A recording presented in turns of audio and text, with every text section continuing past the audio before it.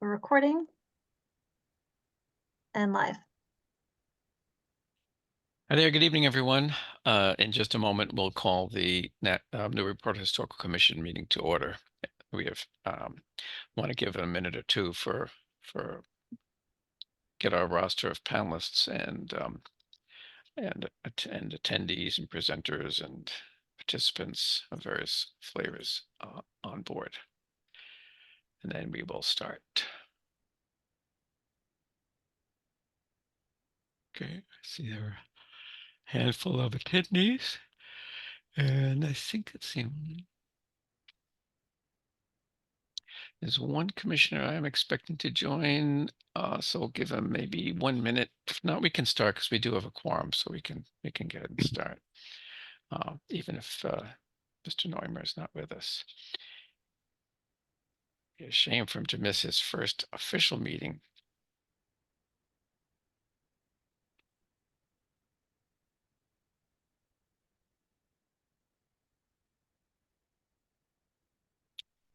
Sorry, I don't have any hold music.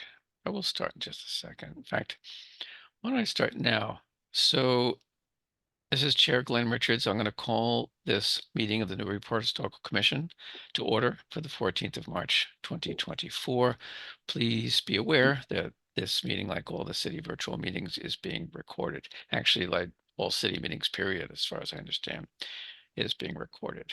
And so we'll do a roll call, which gives us a chance to verify everyone's audio is working well. So in alphabetical order, we've got Mr. Andrew Bernhardt. I'm here. Yeah, right, good. Biff Baus. I'm here. Great, thanks, Biff. Mark Syndrome. Present. Yep, I see you there. Okay, Christopher Fay. I'm here. Okay. Ed Neumer is the one that still is out, so we'll skip over him. Chris Sartell. Here. Okay. Alan Marquis. Here. So, and myself, Chair Glenn Richards. So let's see, 1, 2, 3, 4, 5, 6, 7. So Alan, you can participate as a voting member tonight. Oh, Looks like Ed just. he just joined. Okay, I'll take him out of the absent column, put him back in the attending column. Ed, are you there? Let's give him a second. I'm off mute. I'm unmuted. I'm unmuted. I'm here. Sorry, I'm a few minutes late. One of those things. All right. Well, better late than never. Thank you, Ed. So Ed Neumer is here. So Alan, so you'll be relegated. Alan is an alternate, and just this week in the city council, they can have approved Ed to be a regular member. So congratulations. Thank Ed. you. And so Alan, so I guess you won't be voting tonight, but who knows? In 2 weeks. Okay, so that's great. No official absentees. The only one voice that we're used to hearing that won't be hearing tonight is Joe Morgan. I'll talk about that a little later on. So I think most people are familiar with the Zoom format. I won't, if we have a public hearing, public comment period, sorry, I'll go over those rules. I'm not sure if we'll have one of those tonight or not. So let's get right into it. We have the first item on the order of business is the application at 14 Norman Avenue. This is where the applicant was seeking a determination of historical significance. And we had a lot of debate last week about what our options were and and so forth. So we had a site visit a few days after last meeting. We went out there and took a look at the property, and quite a number of us. And in the intervening time, I also reviewed the ordinances and so forth to try to be very clear on what our options were and how to best interpret the ordinance. So the only really two things came out of it. In the intent and purpose of the ordinance, which is Article 10, it's the building demolition. That's the article that's in play here. Section 5-306. In the intent and purpose, it does talk about that the purpose of the article being adopted for preserving and protecting significant buildings or structures within the city, which constitute or reflect distinctive features of the architectural, cultural, political, economic, or social history of the city, and goes on from there. And by the way, Gretchen, I'll send you all this so you don't have to try to scramble to write that all down. So we talked a little bit about what is historically significant building or structure, but it is defined in section 5307 of that same ordinance. And there are 4 categories, any one of which can make a structure historically significant. There are 4 items or paragraphs, whatever you want to call them, that are separated by an or. So it's this or that or that. Anyway, the first one we're familiar with, that's any principal building or structure within the city, which is in whole or in part 75 or more years old. And we're all familiar with that one. For an accessory building, it's 100 years. So the way I read that, it's pretty much, it says what it says. If it's 75 years old, it's, quote, historically significant. But there's more on that later. But then there's another, there's the 4th bullet. It talks about any principal or accessory building or structure which is or has been designated by the commission. In other words, it might not be automatic from one of the other clauses, but it's designated by this commission to be a significant building or structure because either A, it's importantly associated with one of our historic persons or events, etc., or B, it is historically or architecturally significant, in terms of period, style, method of building construction, or association with a famous architect or builder, close paren, either by itself or in the context of another building or a group of buildings, such as a neighborhood, streetscape, or farm complex. So I wanted to repeat that verbatim without opinionizing on it at the moment, because a lot of our discussion 2 weeks ago was about the streetscape and the preservation of that and so on. And I think rereading the ordinance, it seems to me, now here we do get it somewhat into my opinion, but it's just, I think the ordinance is pretty clear that part of the intent was to include consideration of neighborhood streetscapes in those designations. So we have the authority to designate some structure, but again, I don't see any, in my opinion, and I'll take full responsibility for this. I think that we don't even have to decide whether it's, quote, historically significant. It is. What we do need to decide, however, is whether or not it is considered for preservation.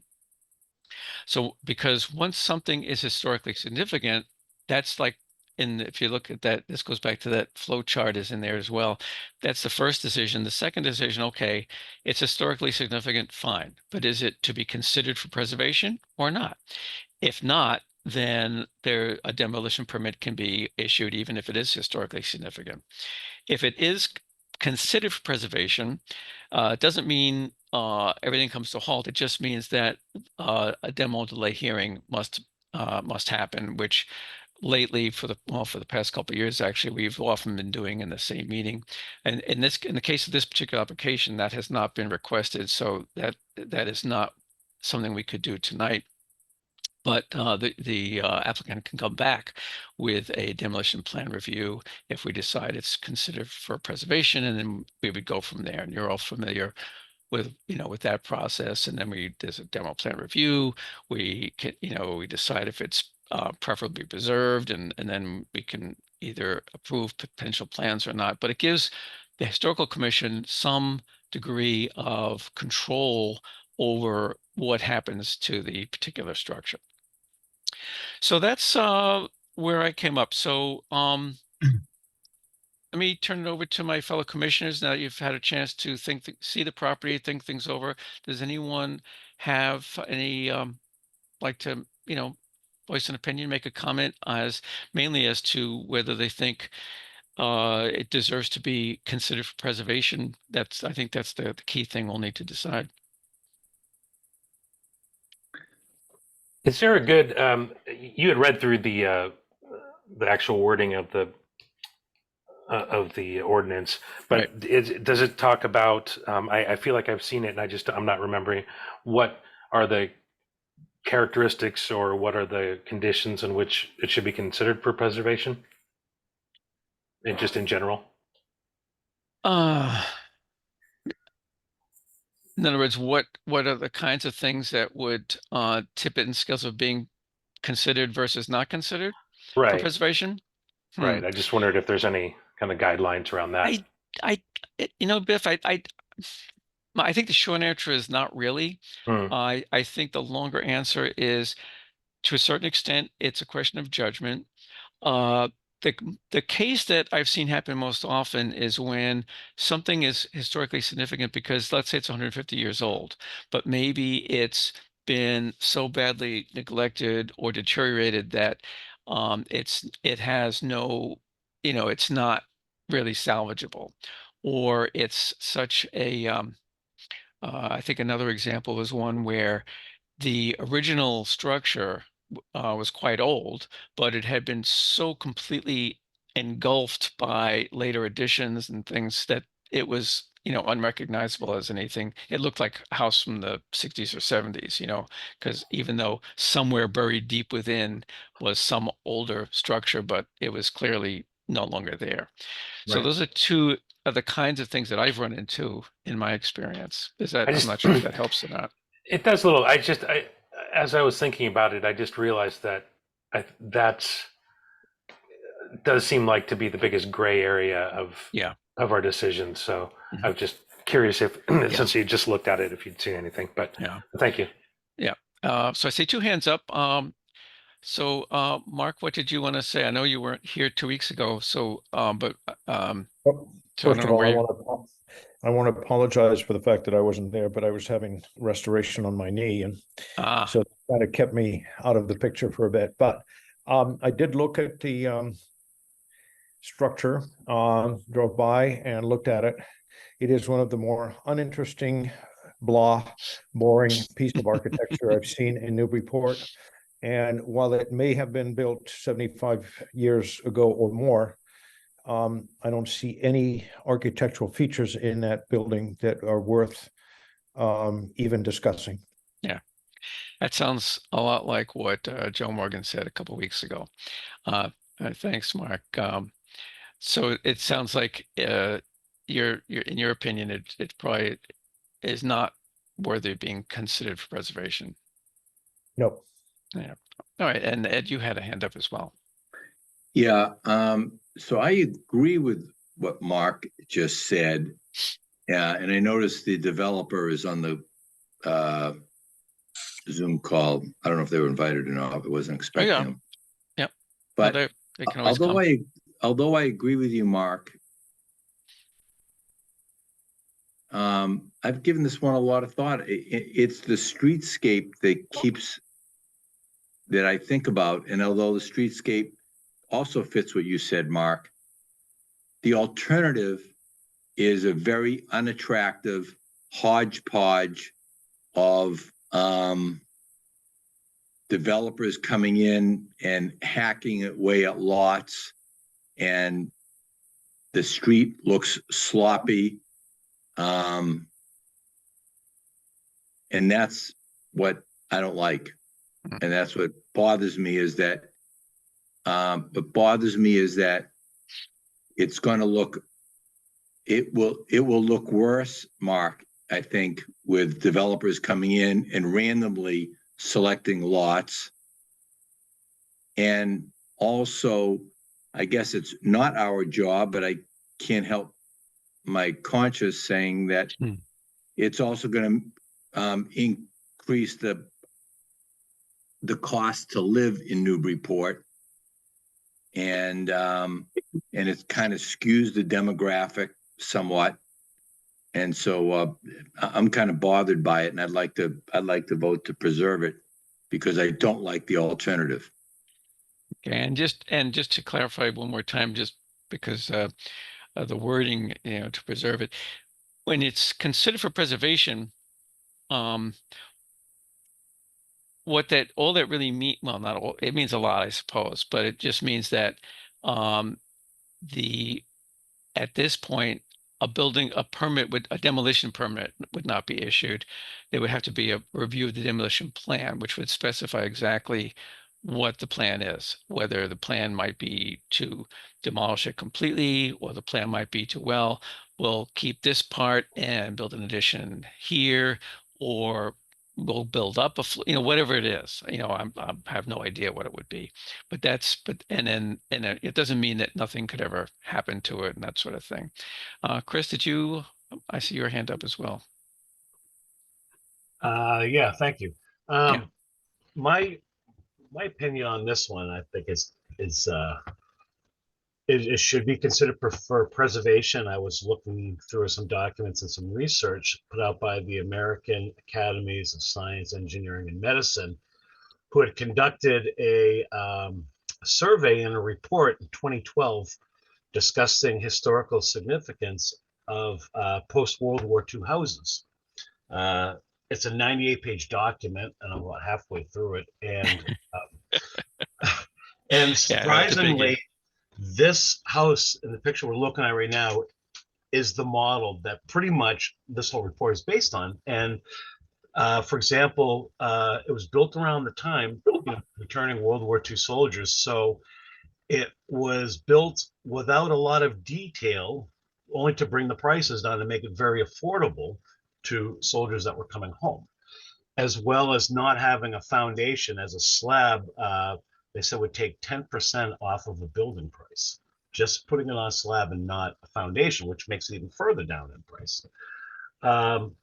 Anyways, these were just things that I have read in this report that was, oddly enough, was done for the Department of Transportation. If they decided to do an off-ramp or an on-ramp going into land that normally there wasn't a road at, to identify historical things. Right. And now, like I said, this was 12 years ago. They had made the study on post-World War II houses that we're looking at right now, which I thought was very interesting. So I am in for preservation. Okay. Or at least, or again, considered for preservation. Yeah. Mr. Fay, I think you might have a comment. Yeah, I do. And I guess I would go back respectfully to what Mark said. I think, and echo a little bit what Chris just said. I think the lack of architectural detail is the architectural detail. I think you don't need to repeat what Chris just said, but and we got a chance to see the house, and I went inside. And I did, and I was going to preface it by saying this, and I mean no disrespect to the people that passed. I think Newburyport suffers a little bit from what I'm going to call sea captain syndrome. If you're roving sea captain, Ezekiel, whatever, and you traded and you battled against the weather and dragons and sea monsters, whatever, and you built yourself a nice house, people go gaga, and that's the big attraction to Newburyport. But after seeing the ship that this guy was on, the owner, who has since passed away, kamikaze attacks, Battle of Leyte Gulf, Okinawa, or at least preparing for Okinawa before they were hit by kamikazes. They were involved in so many different battles, and it's a local ship. It shipped out. It was built in Bath. It shipped out of Boston. It put in at Pearl Harbor in 1943 and served to the end of the war. So, and I apologize because I don't remember the name of the family, but it's really, and then came home. And then this guy came home and bought a house, I would assume on the GI Bill, in a neighborhood that it's not just this street, that whole area from the hospital down the hill and up, right up against the Kelly School, etc. That was developed because we didn't have a lot of land in Newburyport, right? They weren't going to build huge subdivisions in Newburyport. They were going to grab whatever farmland they could to build homes for these guys because they deserved it. We never did anything for veterans like this before. We didn't offer them, but the reason that they got the GI Bill was in part because of all the things that had not happened to veterans. And so I'm torn by this because, on the one hand, I think it is a great example, what Chris said, of these types of homes that that probably need to be preserved because his history happened a number of different ways. And the family, they raised 6 kids in that little house. That in and of itself, nobody would do that today. I'm torn by the fact the house is not in great shape. And I guess I'd like to ask a question now that I have the floor, and then I can wait for my answer, is because it's been bugging me since we visited the house, has the house been sold, or is the sale contingent on all the approvals? In other words, is the sale of the house contingent on being able to take it down? And I don't know if that's the case or not, but I just got this sense that in talking to the owner, that might be a possibility. And I think that would weigh into my decision. So I don't know who can answer that question, or if it's even my purview to ask, but that's 2 cents. Yeah, I don't know the answer to that. I know the woman there, I want to say her name was Como. I believe she said that she had sold it to the applicant here, Braden Monaco. Yeah, according to the deeds, it was she sold it in 2023.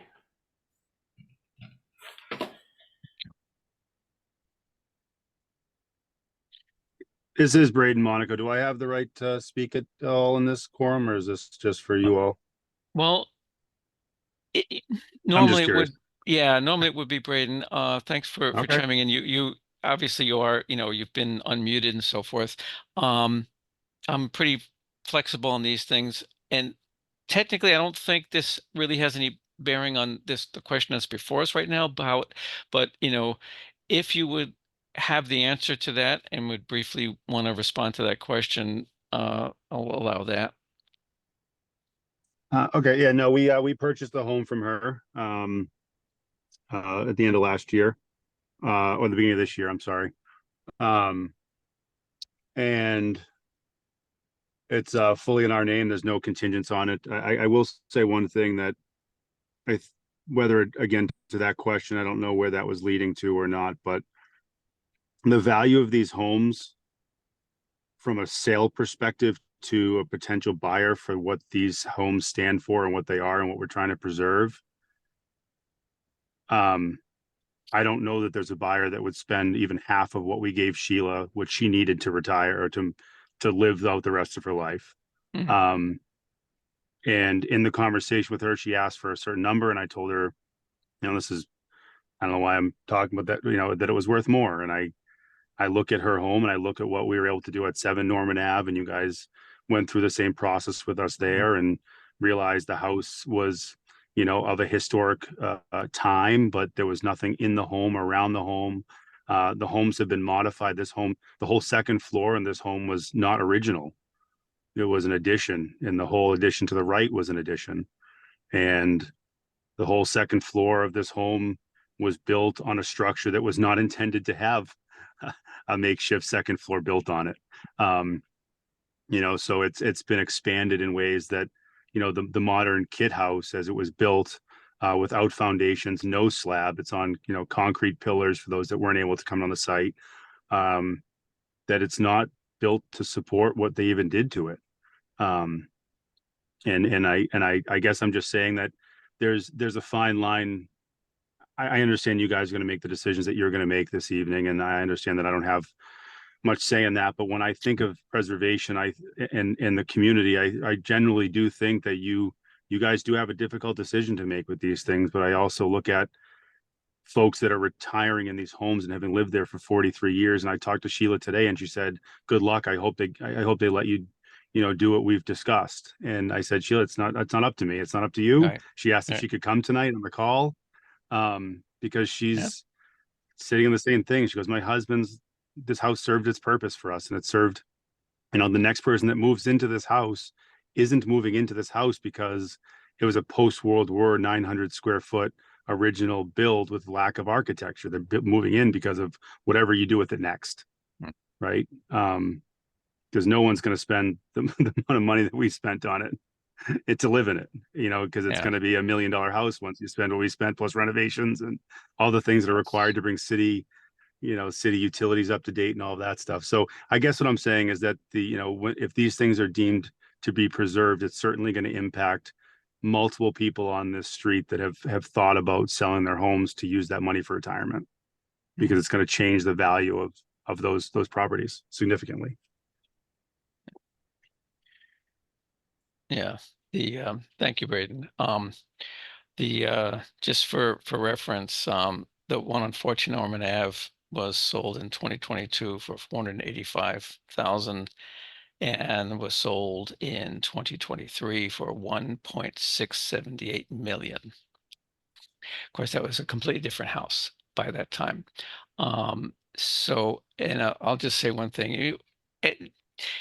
What makes all of us squirm a little bit is that technically economic considerations are not part of this particular deliberation, and I think we all realize that. But it's just like if you're sitting on a jury, right? You got to stick to what the judge says. You got to decide based on this, and you can't allow things that aren't that are not legally part of that decision to enter in. So we have to be careful about that.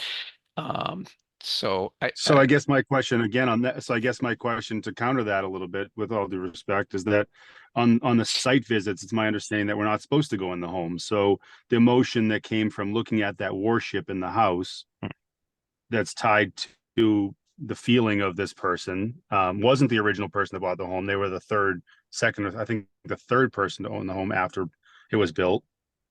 Like that's tied. Like all these things are being tied into the decision of whether or not it's being preserved, and it's because of things that you've learned along the way, right? So I think that unfortunately a lot of these pieces do come into play, like you said, from a jury perspective. You try to stay focused, but outside influences, tend to. All right. Well,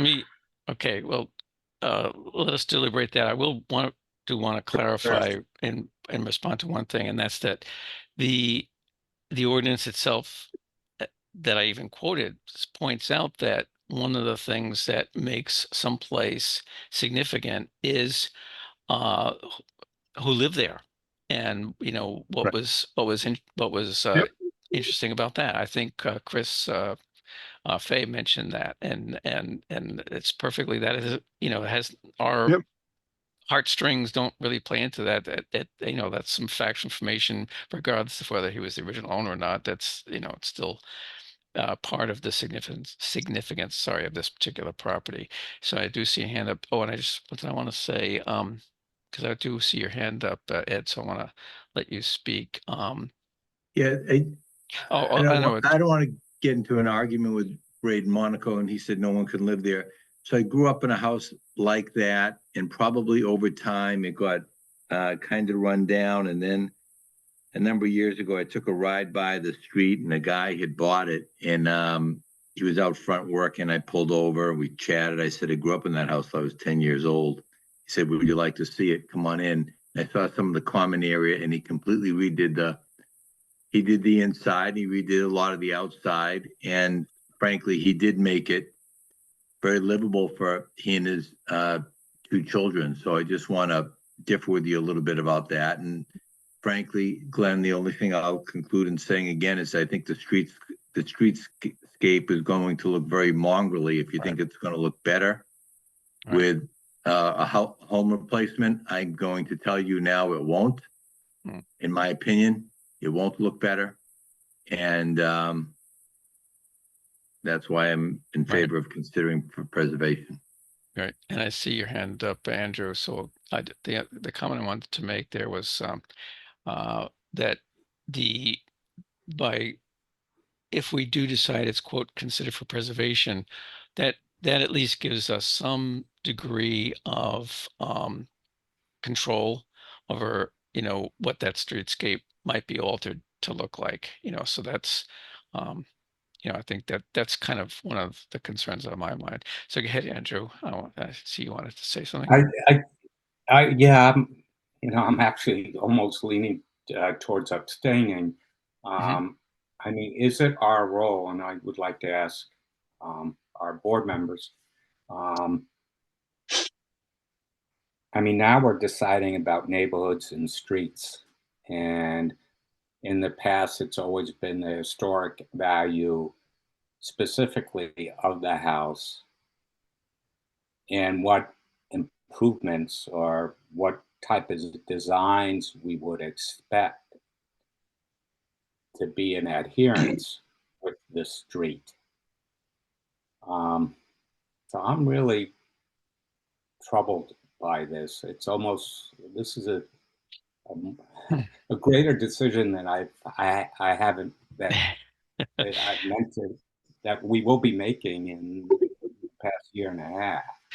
Yeah, I don't think you were around. It has come up before, actually, Andrew. The biggest example I can think of was before you were on the commission, about the major addition to the Institution for Savings building.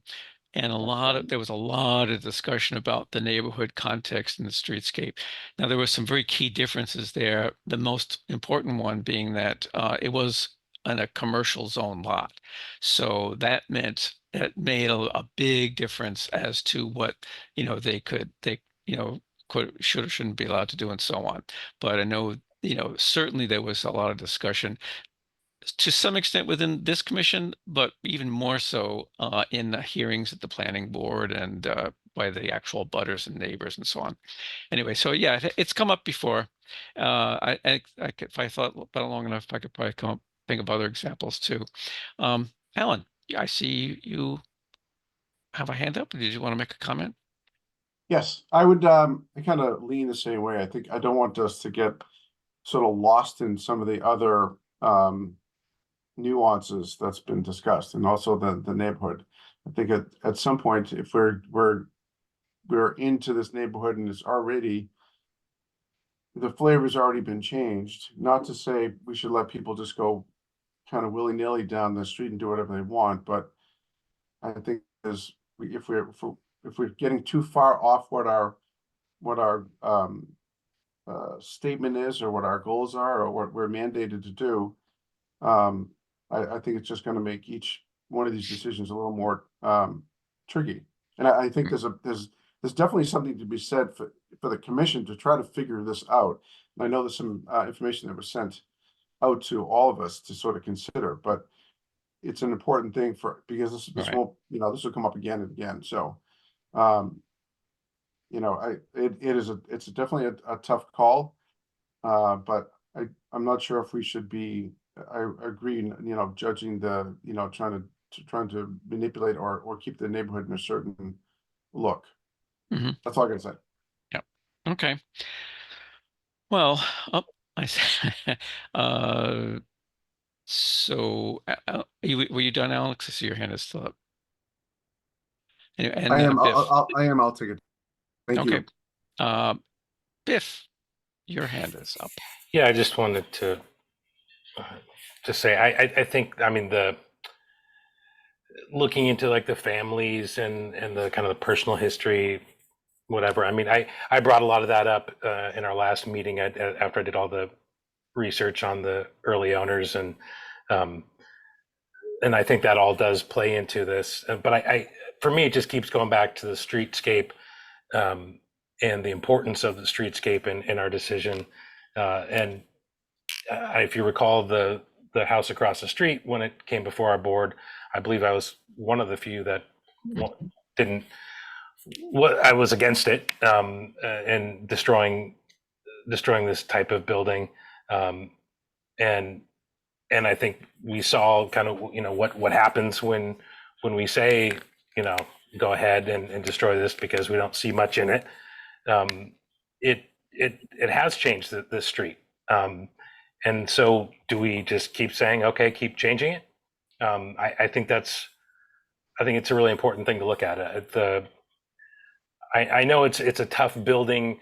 For me, I think the biggest problem has been that if they had come to us with potential plans that we could review, but the fact that they came saying we just want to bulldoze this thing, that I think is making this tough. I think if we could see what they were doing and have an idea of how it's going to change the streetscape, I think it would make our decision a little easier. But to not have that and just to go, Okay, if we say yes, then it's gone. You know, I think that's what's getting at me. Yeah, and I can certainly relate to that, Biff. I feel similarly. That's why I kept pointing out that that's exactly what would happen if we say it's preferably preserved. Doesn't necessarily mean it might not eventually be demolished even, but it does mean that we would have that review. Mark, did you want to make Yeah, I another just comment? want to say that things evolve, things change. Mhm. And while this may be an example of post-World War II architecture, there are a gazillion similar houses around Newburyport that seem to still be there and will be there. It has, in my mind, no architectural features. And to read into it that it's going to change things significantly, well, neighborhoods do change. Things happen. Architectures change. When they introduced a federal type of building in Newburyport, they didn't have a historical commission, but it was a definite change from what was happening. So we have to be aware of the fact that things are not static. Neighborhoods change, neighborhoods evolve. And in this particular case, we're asked to make a determination based on what we see and not really on what may happen down the road. Now, I agree with Biff. It would be nice to know what would happen down the road and what the developers have in mind. I think that would be very helpful. But I go back to the basics of what we are asked to do, and it's to make a determination whether or not this is worthy of preservation or considered for preservation. And I really don't see that it has that type of feature. Yeah. I'm just taking some notes here, Mark. Well, again, that's, you know, again, if we take a motion to you know, if a yes vote for considering for preservation just means that we would be able to have we would have an opportunity to see those plans and then go from there. That's really all it means. Obviously, as far as the applicant would mean a certain amount of delay, presumably. I'm not sure when they were planning on moving forward on this. Let me finish my notes here. Okay. I think my impression is that people have a pretty good idea of where they stand. And I totally understand all the people who said, gee, this is a tough decision. I feel exactly the same way. Although, and, you know, I've made up my own mind in it, and even if it's, but it's, you know, it was not, it's not an easy one. But I think of the two options, one being not considered for preservation, issue a demolition permit and bulldoze it, do whatever you want, versus let's see your plans. That's kind of where I'm falling. So my cards are no longer held close to my chest. So why don't we go ahead and take a vote on the motion that it's historically significant and should be considered for preservation. If on that motion, a no would mean it's not being considered for preservation and a demo permit can be issued. A yes vote would be that it's considered for preservation and the applicant would have to come back for a demo plan review. Would well, I've already stated the motion, would someone, would anyone like to second that so we can? I'll move. Okay, so, so was that moving the motion, Mark? And then we'll get a second? Sure, I'll second that. All right, Biff. Okay, thanks, Biff. Sorry, Mark and Biff. Okay, so sorry to do this to you, Andrew, but you are to go in reverse order. I'm gonna vote yes. Okay. Biff, your vote. Yes. Okay. Mark Cendrone. Nope. Okay. Chris Fay. Yes. Okay. Alan. Oh, Alan, you're not voting tonight, right? Hang on a second. I gotta change this here. Ed Neimer. Voting yes. Okay, thank you, Ed. Chris Sortel. Yes. Okay. And the chair finally came down with the yeses as well. So that gives us 1, 2, 3, 4, 5, 6 yeses. And was it? Okay, the one no. Okay, so that motion is carried. So so Braden, that means at your convenience and pleasure, you can come back with with a demolition plan. I think there are also options to see if you can find a buyer who would like to is interested in preserving it. I forget exactly what the details are around that. I don't think we've ever run through that particular exercise, but that's where we stand. So Can I thank ask a couple of questions before? Can I ask you a couple of questions before I go back to the drawing board as a consortium of folks that just voted for preservation, so I can understand a couple of factors because I haven't done this before? Okay, well, I guess my quick question is when we go back to the drawing board, the house as it stands today can structurally really can't support much different than what it is. So the idea is that you can demo it, but rebuild what's there and try to build something additionally that you all approve of, or like there's no foundation, there's no utilities are dug in a ditch. They literally dug the utilities into the dirt in the basement. Like I got to figure out, I mean, their Yeah. furnace is in a cement shelter in the basement that was never supposed to be there. Right. So I'm trying to wrap my head around putting some money into a design that comes back and says, this house, there's Yep. really nothing I can hold on to. Yeah. Because it's just the second floor is sagging, the first Right. floor's bathroom's falling in. Like, so I'm Okay. trying to wrap my head around. Yep, I understand, Braden, and it has come up. I know the applicant for the other thing we're working on it's not uncommon for them to ask for guidance from the commission if they are submitting, like let's say, there are many times when there's been a demo plan and we had problems with the plan, and it's not unusual for the commission to put forward some suggestions. Now, we can't, obviously, we can't design something for you. I can, No, right. um, I'll let the people who have the strong opinions speak. I can tell you for myself, the biggest concern was for me, and it may be echoed by others, that is what it would do to the streetscape to have something as large as the one you built down the street. Um, you know, because you have this neighborhood where all these, I think there were 16 lots, all done at the same time. Now, initially, they started out all the same. They're no longer all the same, as you well know, and we know.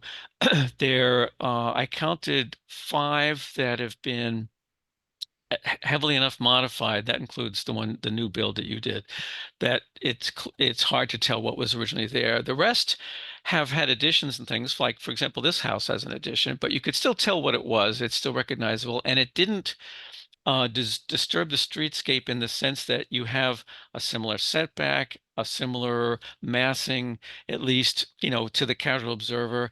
You have so it doesn't create this very jagged, not what's what I'm looking for, kind of discordant kind of streetscape.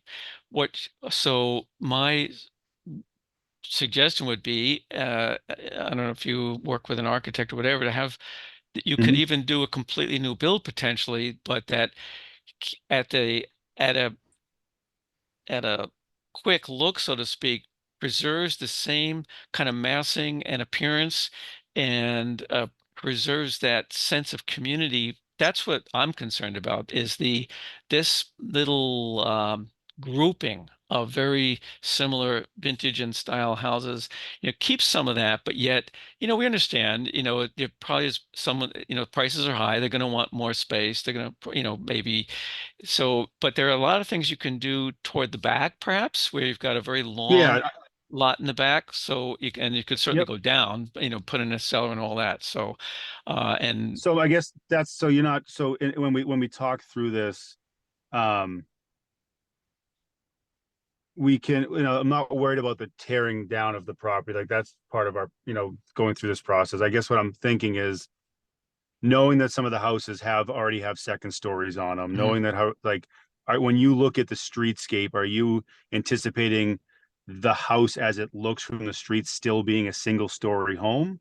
Or do you, are you, because obviously that has limitations in itself, right? Yeah. So Yeah. I'm just trying to wrap my head around what on the street, like Right. plenty of the houses have second stories. Yep. Right. So I'm trying to wrap my head around what that means to the streetscape, saying, okay, all these other houses have second stories, but we want to keep yours at a single story and build the rest out back, right? Type of thing. So just again, and I know it's you guys can't tell me what to come back to you with, but I'm trying to wrap my head around what, from a street perspective, you're trying to preserve from this one versus the one right next door that's 2 stories. Yeah, I think the massing it's the biggest deal, and the kind of the just the essence of the Cracker Box house. Yeah, obviously a lot of them have had the additions. Most of those additions happened before they were, would have come before our board. But I think especially with that lot is if you could, and just like the house across the street with that plan, you were you were demolishing the building, and we still approved that part of it. So it's not. I don't think that you need to look at it as, oh, now I've got to save all this stuff here. I think it's more of there are so many buildings, in downtown Newburyport that some of the brick buildings that were completely torn down and Right. rebuilt. And so I think that's kind of would be helpful, at least in my eyes, is if you looked up at it and you saw, oh, that was a Cracker Box house, and nobody would know that it's been redone, and now has a basement and has a big L out the back, and with several extra rooms and whatever. Yeah, no, and having like fair. I mean, and having like dormered roof on it wouldn't, I don't think would. That's super helpful. That's what I'm asking for, because that's allows us to gain more space up without just trying to stick to the shape that it is today. I mean, 7 Norman Ave was deemed non-historic.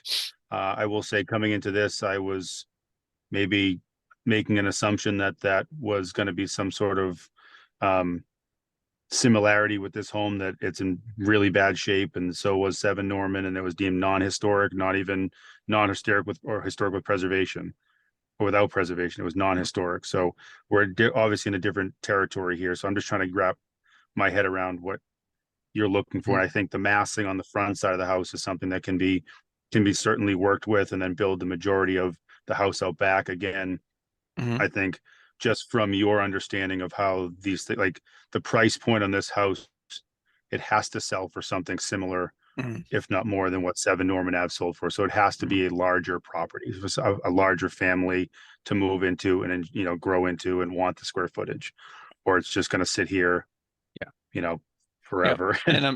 And Braden, I'm looking on at the streetscape right now using the Google Street View, and while you're correct that the house next door to the I guess be like northwest is, as they added a second story or rebuilt it with a second story. Yeah. Just about every other house I can see is still basically single story. The house on the other side of that house, and all the way 1, 2, 3, the 4 or 5 that I can see.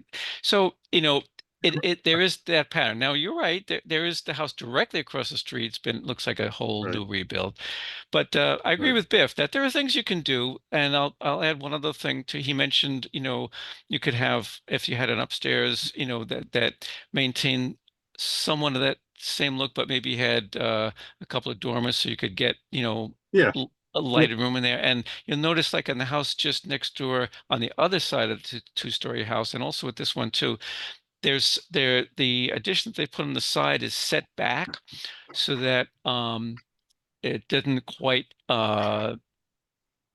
you know what I mean? So it's so yeah, so no, I mean, that, there's plenty of room out yeah. behind it. I'm just trying to wrap my head around it, and then I can get Okay. to the fact that it's, people are Okay. looking for a 3,000 square foot house Yeah. in that price point. So I got to do it out back. I got to do it All out right, back. thanks. I mean, Thanks, it is what Braden. it is. I guess we'll be seeing you Thank again. you. Okay, thanks for All coming right, in. thank you. All right. Okay, everybody. Thank you all. And by the way, I'll just mention real quickly before we move on to the 311 Merrimack Street. I know they're anxious to go, is that I spoke to a couple members of the Planning and Development Committee of the City Council about this whole issue of how far should we go in this whole considering the neighborhood issue, because I totally agree with all you guys. It's a tough one.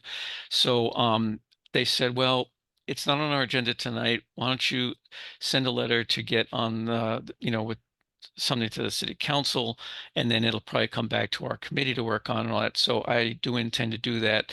I think I mentioned this a couple of weeks ago, and I've been a little bit remiss, but I will definitely do that to try to get better clarification from the city. I mean, the people have changed a bit, but at least, it's the city that writes the ordinances, and have them clarify, okay, now that all these post-World War II houses are now 75 years old, do you really want to consider them all historic or what? So we'll see if we can get some help with that. Okay. 311 Merrimack Street.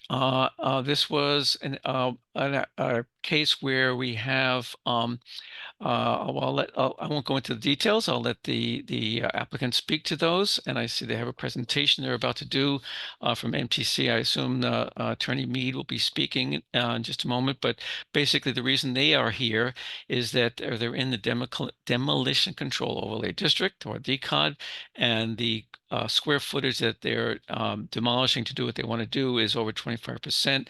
Therefore, they need a special permit from the Zoning Board of Appeals. Our role on the Historical Commission is to provide a historical report to the ZBA to help them in their decision making. So that's why they're here. So let's see, Attorney Mead, will you be addressing us tonight? I certainly will, Mr. Chair. Okay, well, please go right ahead. Thank you very much. And for the record, Lisa Mead, Tellerman Costa and 30 Green Street in Newburyport, on behalf of the applicants, Tim Sweiserman and Alexandra Rada. With me tonight is my colleague, Ben Roberts, and then Finn Gay of MPG Design, and Derek Lively, who is the contractor. As the chair indicated, if you can go to the next slide, please, Caitlin. As the chair indicated, we're here for a DCOD review because we're removing more than 25% of the exterior walls of this structure. In fact, we're proposing to remove 29.5% of the exterior walls, which we're going to talk about in a little bit. By and large, most of that 29% comes from the removal of a two-story porch in the rear of the structure, which we're going to review. And then there are some opening changes in that rear corner that face the backyard to engage the back of the house with the patio and yard area. The house currently is a two-family house, although Tim and Alex have used the house as a single family since they moved in 2021. But if they are to get the permissions that they're seeking, they've been very thoughtful about how they're going to redo the house inside and out. It will be converted back to a single family home. We're not really sure how long it's been a two-family home, but as early as the 1960s, it's appeared as that on the assessor's records, but it certainly wasn't originally built as a two-family home. So the idea will be to convert it back to its single-family use. So if you can go to the next slide. So as the chair indicated, the commission's job here is to determine the significance of the structure and the relative importance of the structure in the context of the block where it's located. I think, frankly, as we go through this, and if you've actually read the materials that we've provided, neither of those two things are going to be difficult to determine. And then when we show you what we're proposing to do, which you certainly are free to comment on, but are not necessarily part of your review, the work that's being proposed is actually at the very back of the property and not visible from the street. So yes. I'll just comment, Attorney Mead, that thank you for doing so much of the legwork in advance that we could take advantage of for that report. Nope, no problem at all. So this is a Federalist style house down along Merrimack Street, which is directly across from what was once the area of a number of shipbuilding yards in the city. And And it was constructed, you know, it depends on what you read, somewhere between 1807, 1800, and 1810, according to the Form B and the district data sheets. If you go to the next slide, please.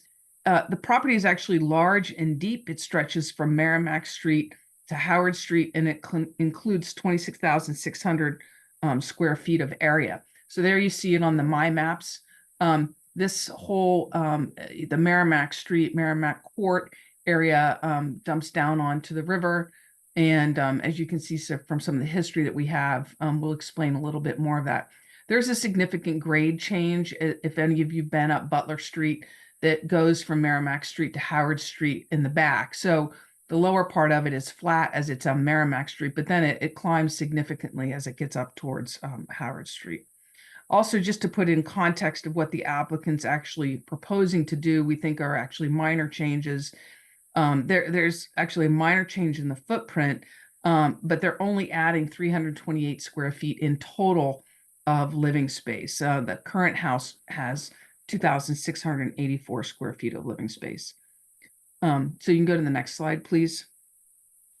So here we have the Sanborn maps. Now, the earliest Sanborn map we can find, because the maps earlier than this, the 1906 map, the 1900 map, the 1800 map, whatever, they don't go all the way down Merrimack Street. So this is the first Sanborn map where this property appears. And you can see we've circled it in red. And what I really want to point out to you on this particular slide, and I'll mention this in a little while, is there's this big L attachment on the back of this house.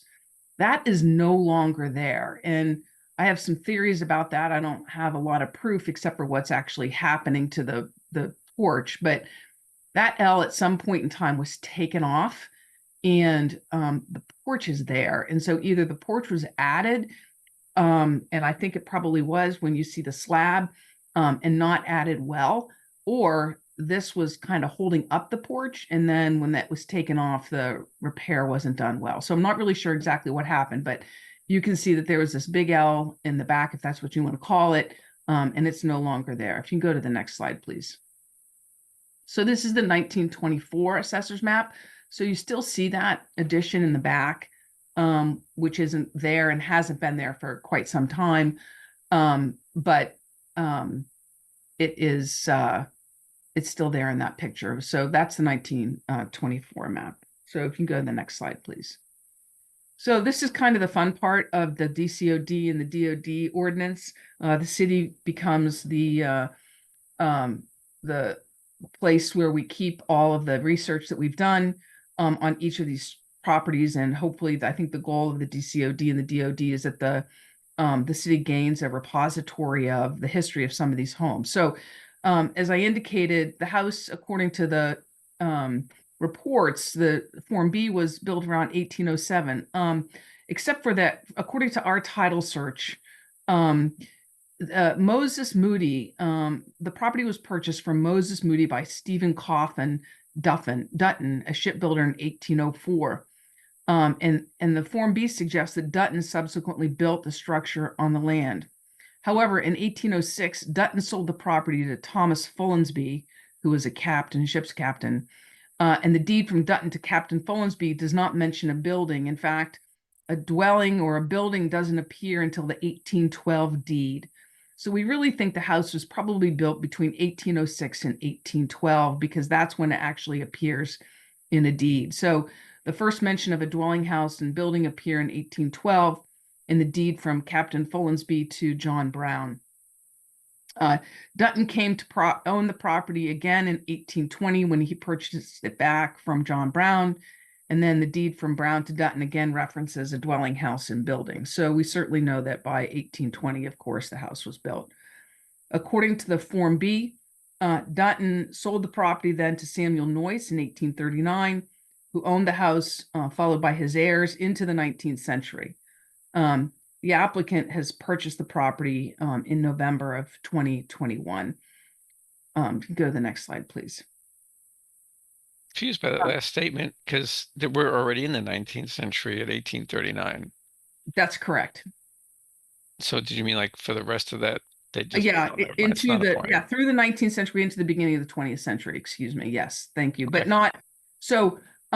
the applicants purchased it from an owner that was not related to any of those people, who owned it for actually for a long period of time. It's been a rental house, and I've had this property about maybe about 6 or 8 years ago in front. I don't know that we came to the Historic Commission because I don't think we were doing a roof line change, but we were in front of the planning board to do a 6C, which never materialized. But he had owned the property as a rental property for a very long time. In any event,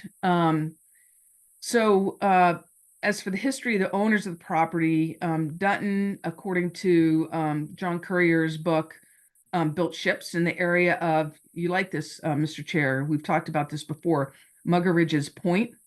One ship Dutton built was named the Callistio, and it was said to be one of the best built vessels that ever sailed from the Merrimack River. He also built the Jacob Jones, a ship registering 545 tons with 20 guns. And according to the Municipal History of Essex County by Benjamin Arrington, it lists Dutton as a ship builder after the close of the Revolutionary War era. Captain Follansbee, the owner of the property for a period of time after Dutton, mastered a number of ships in Newburyport and was a member of the Marine Society.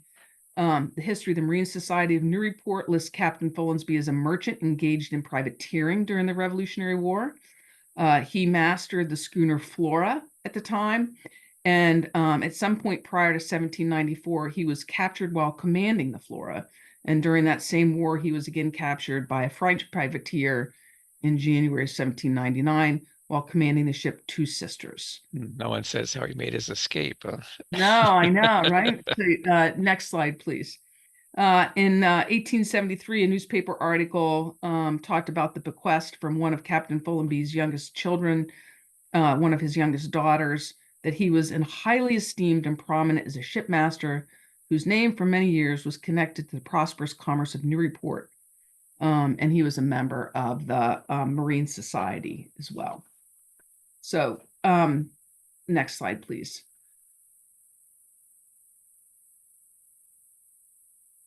So, as I indicated earlier, the applicants are proposing to remove, and this actually is obviously very relevant to the ZBA's review of the proposal for the DCOD. They're proposing to remove this two-story porch on the rear. The applicants have had it reviewed by Galanis, structural engineers, Galanis, I'm sorry. And he determined, and we've provided this, that the porch has an insufficient foundation for a two-story structure. We're going to show you that in a little bit. I think that the slab is like 2.5 inches thick. It's sloping and pulling away from the house. This could have been exacerbated, as indicated earlier, by the removal of what appears to have been another addition on the home earlier on. He does not believe that it will take the appropriate loads to do what's needed to be done to make the house, the two-story porch, structurally sound. You'll see that all of the construction materials are well undersized.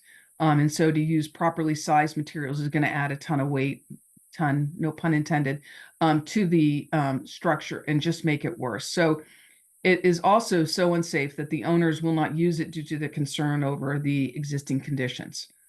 So if you can go to the next slide, please. So here are some photographs. I'm going to kind of run through these quickly, and if you have any questions later, we can go back to them. But so as you can see, the foundation, maybe it's 3 inches. I might have exaggerated at 2.5, but you can see that that's certainly not sufficient to be holding a two-story load. The foundation, if you will, or the slab is cracked and peeling off. You can see that on the bottom right-hand photo. Next slide, please. Again, here's some more photographs of the porch leaning away and the cracks in the slab, knowing that the slab is only slightly buried under this topsoil. Next slide, please. And this is inside, so you can see the inside of the floors are cracking as well. And you can see the lumber that's used. That's certainly not sufficient lumber. And then you can see it's attached, obviously, to what was the outside or the back wall of the house. Next slide, please. And here are some pictures of the roof.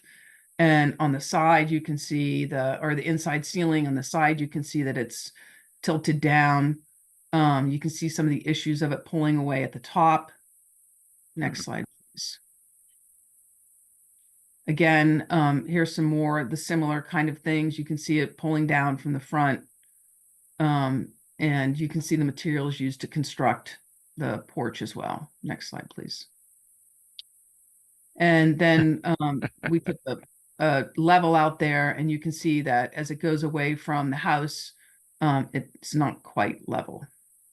Not quite. Right. And you can see, you know, how the posts are leaning and whatnot. So next slide, please. So again, as I said, the board is supposed to determine the significance of the structure and the relative importance of the structure in the context of the neighborhood.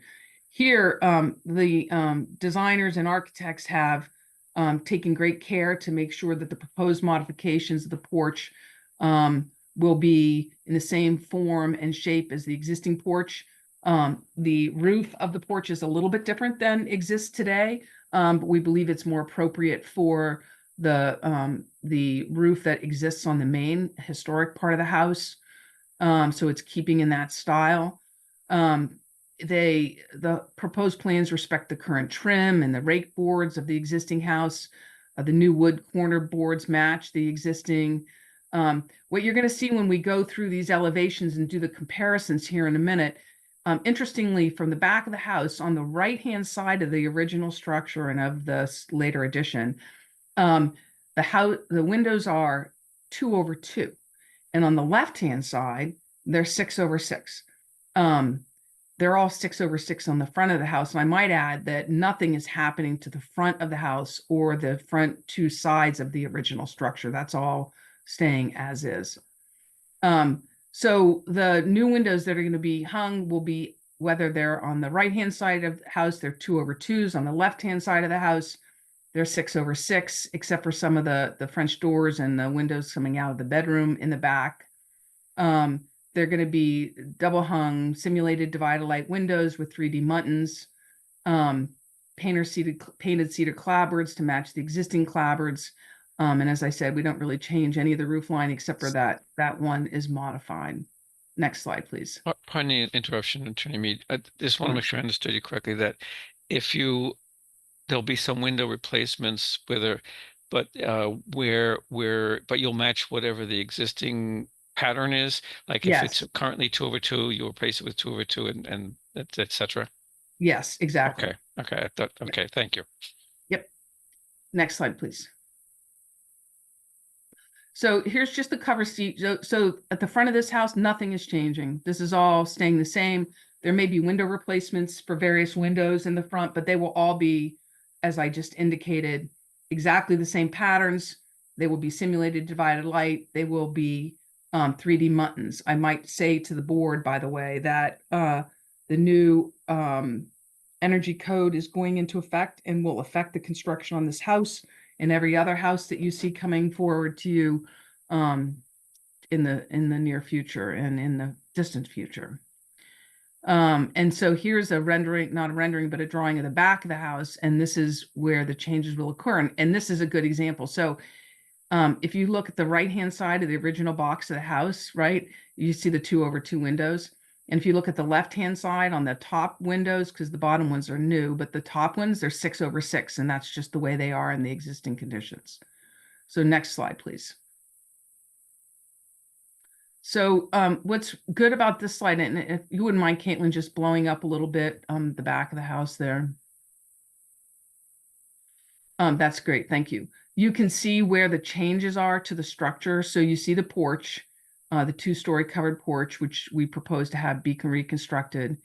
And then there's a proposal to put a 2-story addition right on the corner there, over in a 2nd-story addition over an existing 1st floor in that light, in that more peachy color. This is kind of hard to see in the drawing, so we've got a couple of plans here so you can see exactly what we're talking about. Next slide, please.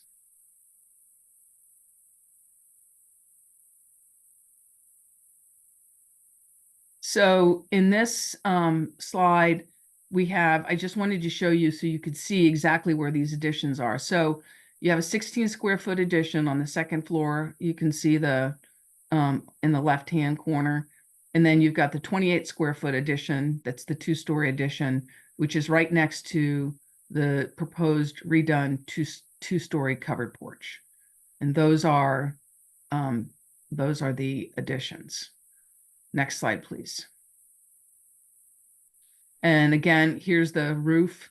So you can see we have the new roof on the new addition, and then that 2-story addition has a new roof on it, and then which is actually a single. You'll see that in a minute, and then the new roof on that little sliver.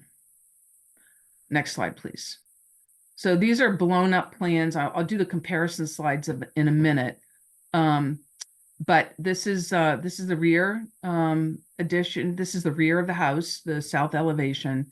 And you see where the 2-story porch now becomes a part of the home. And it matches the 2/2 windows that you see on the right-hand side of this drawing.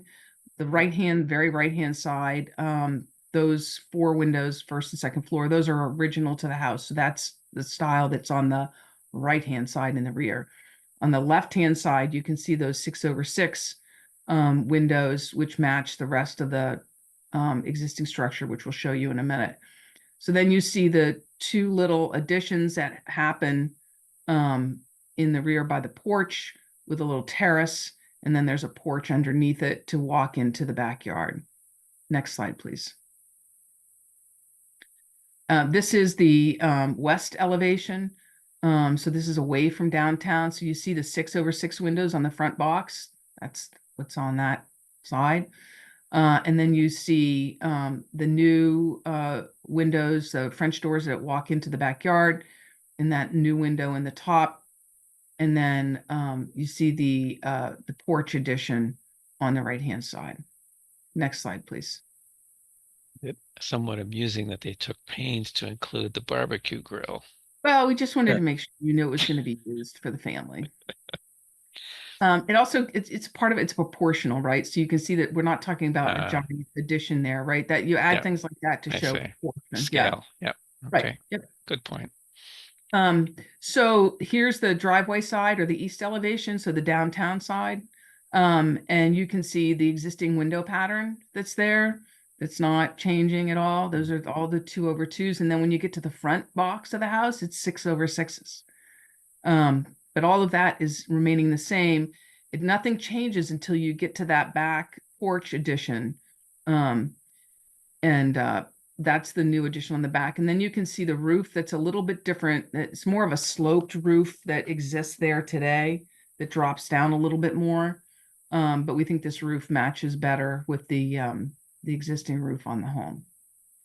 And then I think what's important from a historic point of view in the Secretary of the Interior standards is that, you know, we have this corner board that drops down here, so you can see the differentiation between the new and the old.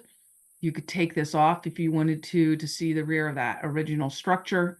Yet it complements the architectural style of the Federalist House. It certainly doesn't take away from it and is subservient to it. Yeah, I can't remember from the plan view, Attorney Mead, is this that addition in the back? Is that wall the same plane as the wall next to it? It is. Okay. It is right. Okay. But you still have the corner board there anyway, right? Yeah, let's go up to that's exactly right. And we put the corner board there on purpose. So yeah. If you could go to just to the site plan, Caitlin, just so we can see that so you can see that it is I see, yeah. planar, right? Right. But we thought it was important from a differentiation because the porch kind of hangs off of it now, right? So we wanted to show the difference between the new and the old. Right. Yeah. Thank you. If you could go back, Caitlin. Okay, so the next slide, please. So here's the front of the house. Again, nothing is happening to this. I mean, the windows may be replaced in certain areas, but nothing else is happening. Actually, it says all existing windows to stay on the drawing. It does, but so this is a terminology issue with the architect, right? So they're not changing any of these openings, right? Mhm. Yes, Right. And so unlike the DoD, where you certainly can Right. control the windows themselves, that you not here, but I'm telling you that one of the concerns is they're not going to meet the HERS requirements. Right. And so if they replace the windows, which they haven't done a full inventory of, but if they replace the windows, they're going to be 6/6, Yep. Simulated divided light, 3D muttons, Yep. wood on the inside. Yep. Okay. Thanks. I will tell you, honestly, I've been working with Tim and Alex and Finn and Mindy for well over a year to come up with this design. And they have been so careful and meticulous about how they're doing it so they don't disturb things that are going on in the inside in the front of it, that that's where they are. Next slide, please. So just as we wanted to do these there, it's nice to see one over the other, right? Yep. So here's the porch on the back. You can see that the porch roof kind of slopes down, like it was that added on kind of thing. And the new roof more properly, we believe, matches with the existing roof. And you can see how it matches up. And you can see the change in the window patterns on that left-hand side, but they're still 6/6. And then you've got the French doors that open into the backyard. Next slide, please. And then here is the west elevation. Again, this is what you see from the backyard. And the neighbor's house, which, by the way, submitted a letter of support.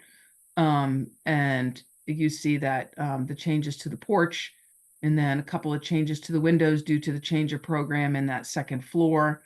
And then the opening of the kitchen on the first floor into the backyard. Next slide, please.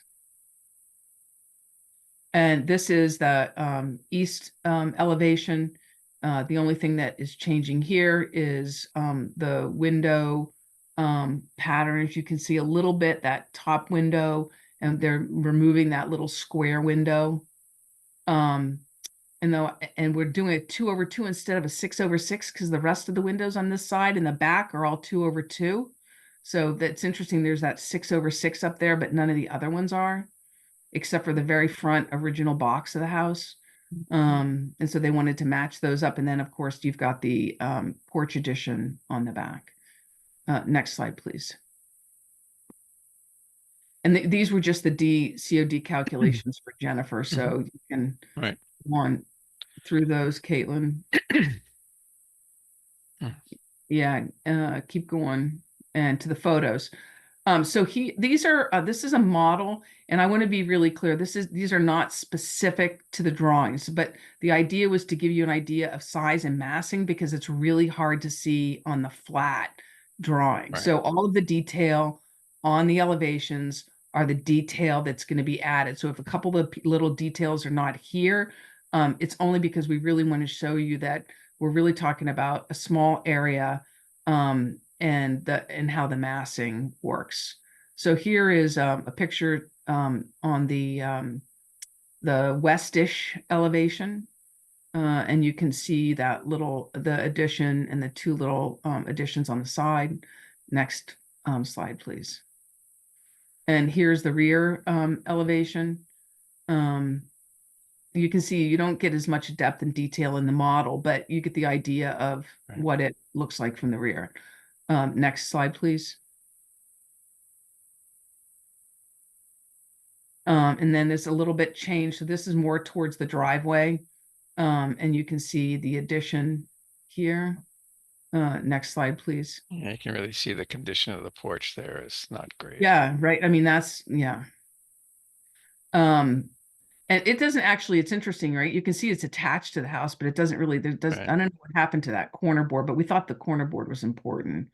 And then, so here you can see the model. Again, it's still a little flat, but you get the idea of what's going to happen here. Next slide, please. And then here's directly in the backyard. Next slide, please. So here's the, pictures of the house from Merrimack Street. And this is the front of the house. All those shutters and everything will all be repaired and taken care of. Next slide, please. Again, here's the east side of the house with the porch. Next slide, please. And here's the rear. So you can actually, this is why, what's important about this is you can see there's that bay on the right-hand side of the driveway that really blocks the back of the yard and what's happening in the backyard. So the house is much wider at the front and it becomes more narrow at the back. And you really can't see around that corner when you're going down Merrimack Street. Next slide, please. But the porch is obviously in pretty tough shape. Next slide, please. And here's the opposite side of that. And so where you can see is that part of that second floor addition gets built over where that door is right now. And then the new entry with the little terrace right on top of it. And then the 2-story addition attached to the porch. Next slide, please. All very small footprints. And here's the back corner. Next slide, please. And looking down the driveway. So you can see how that kind of bay kind of blocks the view of the backyard. And so for context, next slide, please. Here's the house right next door at 313. This is moving west on Merrimack Street. Next slide, please. And looking down Merrimack Street. So then you've got the gray house at 315 Merrimack. Next slide, please. And this is immediately to the left or the east of the house. So we get another Federalist right here, which interestingly, obviously was built as a 2-family. So that's 307 to 309 Merrimack. It's 2 doors down. Yep, 1 door down. Right. Next slide, please. And that's looking at that house at 307, 309. It too has a bay. You see that bay that was added, but that was clearly added, I think later, I think with that sloped roof, although I don't know for sure. I've not done research on that house. Next slide, please. And here's the back of that house, the back end of those two families. Next slide, please. And this is across the street. Most of you are familiar, many of you, not all of you, are familiar with that house and the renovation that's happening to that. Next slide, please. And then further down Merrimack Street to the west. Next slide, please. Yeah, I'll just butt in to say I hope that they are able to complete that soon. I think they are. I think they've had trouble getting contractors in there that they need to do work, but they took that front piece off, and they're working on it. So they're moving along. Next slide, please. And then we have to the east on Merrimack Street, 340 and 342. Next slide, please. And then that's 338 Merrimack Street. That's right at the apex of Merrimack Court and Merrimack Street. Next slide, please. And we have 2 letters of support that I've provided to the commission as well from 313 Merrimack Street, which is immediately next door to the west, and 14 Butler Street, which is up in the back. The folks at 307 and 309 have been gone, and that Tim and Alex haven't been able to talk to them. So with that, Mr. Chair, I'm happy to answer any questions, and I've got Finn, who works with the architect on, and I've got Alex and the contractor. Great, thank you, Attorney Mead. So the commissioners, so our job is to provide, as I said, a report to the ZBA. And so one of the things I'd like to include kind of in that is whether we think there's any adverse impact to what they're planning to do as well on those historical values that are discussed in the report. So with that in mind, does anyone have any questions for either Attorney Mead or the architect or anything else? Oh, not hearing anyone or seeing any hands. I can take it that means that, well, it was a very thorough presentation, Ms. Mead. So I guess that's you've done your job of anticipating whatever questions we may have had.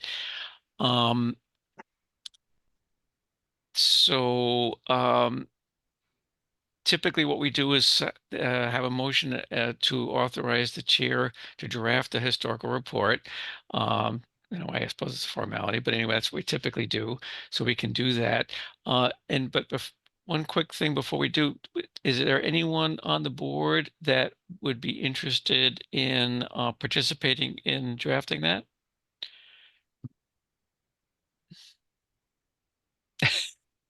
Not a lot of hands going up.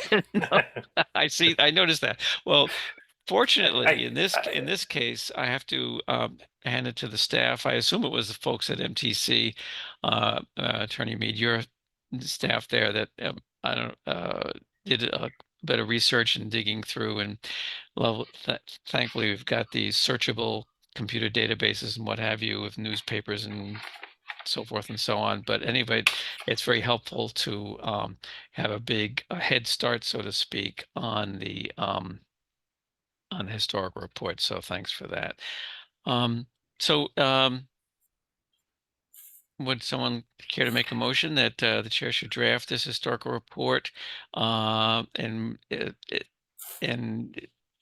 typically we do you have a date when you're going before the ZBA, Attorney Mead?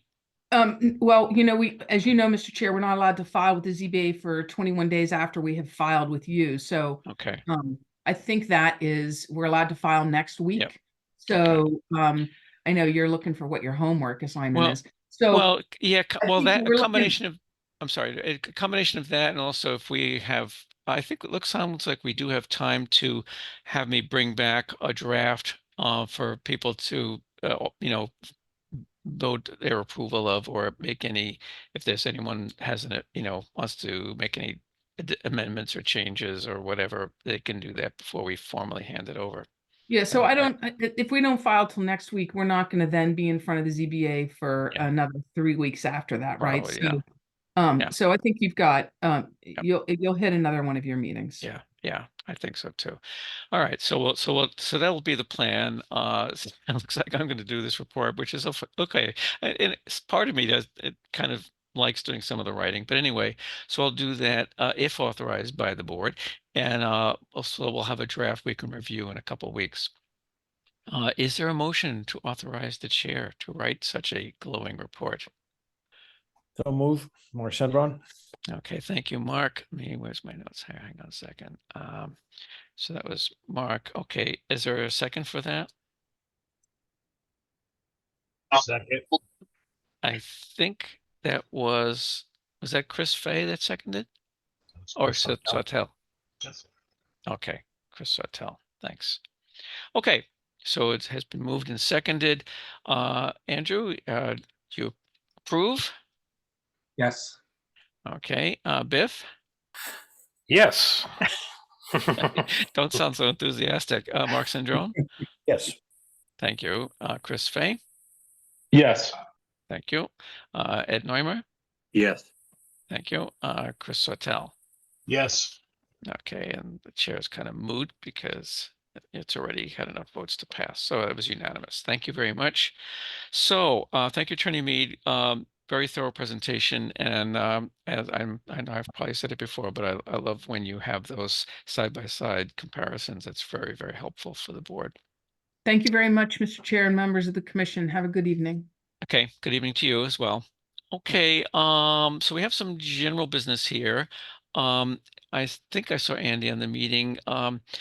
You might have seen on the agenda, Bartlett Mall Restoration Project update. I think all that was the letter that flashed briefly before your eyes 2 weeks ago about things being pulled, and there was is that right, Andy? And there was a question. Yeah. And I think the letter actually answers, or something in either the email or the letter answered the question. Someone had a question about the Swan Fountain restoration. Maybe it didn't specifically address the funding for that, but I don't know. Do you want to make any comment on that update, Andy? Yeah, sure. And Caitlin's welcome to jump in here as well. But I think that in the summary is that the larger Bartlett Mall project won't be proceeding at the moment, but there is a desire from the administration to pursue additional funding so that they can circle back and pick up where they left off. I think, as you know, corresponding with the Historical Commission letter as an update to you was a letter with the Community Preservation Committee, letting them know and recommending that they sort of release, if you will, formally the bond of the council that had been approved previously, but had put a caveat with that they would like to retain the, if you will, the sort of conceptual bonding capacity, so that if other projects are coming along, that the CPC say would keep in mind that they are interested in still reserving like a $3 million bonding capacity under CPC for that project. But because of the high bids in the project, they are going out for some additional funding. And I think the hope is that with that additional funding, they'd be able to circle back with the CPC. I don't know whether that would be during a normal spring grant round or whether it be off cycle, but perhaps once the additional funding is secured, to circle back and try to complete the project. But as to the fountain and other things, I think that in essence, they're looking at ways to try to do things in phases or portions if they can, recognizing that some things can't be done in phases, but trying to do as much as they can, both for the fountain and the pond under that project or scope of improvements as they originally proposed.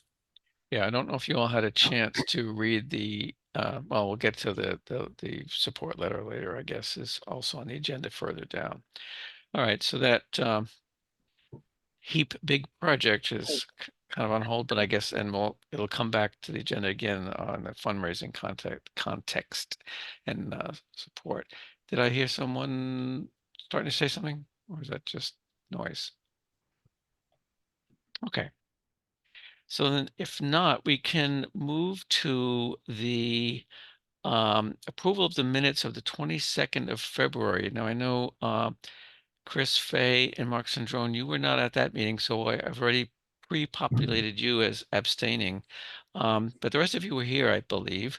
So hopefully you had a chance to review those minutes. So I should start with someone going to make a motion to approve the minutes of the 22nd of February. Sure.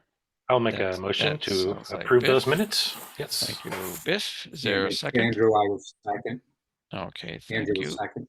Yep, I heard you, Andrew. Yeah. Okay, 1 second. Okay, your vote on that, Andrew? Yes. Okay, thanks. And Biff? Yes. Okay. Now, Mr. Marquis is technically he's not voting tonight, but you were here that night, and since you were a voting member, then I think you can vote on whether or not the minutes were approved if you've in fact had a chance to look at them. I did, yes. Okay, thanks. And Chris Sartell? Yes. Okay. Ed Neumer? Yes. Okay, and the chair is a yes too. And let's see. Okay. Next, we have election of officers, which I always find just a bit awkward being in the position I am, but in any event, so we have to elect each year. The ordinance calls for the election of a chair and vice chair. I'm willing to, before the meeting, I asked Biff if he was willing to serve another year as vice chair, and he said he was. And I'm also willing to serve another year as your chair if you so desire. Is there anyone else that would like to be considered for either of those positions? I'll have to get the sound effect of The crickets. crickets, yeah. Exactly. So I can play at those moments. Okay. Well, is there a motion? So we'll do two motions. We'll do them separate. Well, actually, we could do never mind. So is there a motion to appoint Glenn Richards to be chair of the NHC for another year? I make the motion that Glenn is appointed chair for the rest of the year. Okay, that sounded Andrew? like Andrew. You broke up a little bit there, Andrew, but we got the gist of it. Okay. Yeah, Is that got the seconded? gist. Yep. Is there a second? I'll second the motion. Mark Okay. Sandron? Thank you, Mark.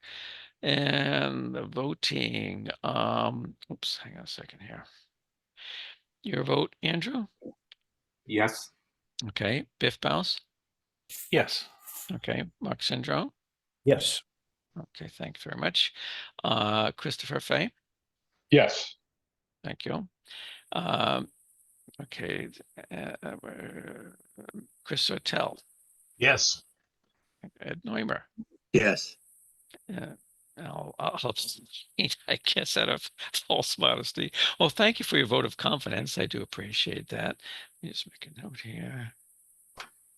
Okay, next for vice chair. It's, since I mentioned it earlier, I'll take the pleasure of making the motion to appoint Mr. Biff Bowles as the vice chair for another year. Is there a second for that? I second that.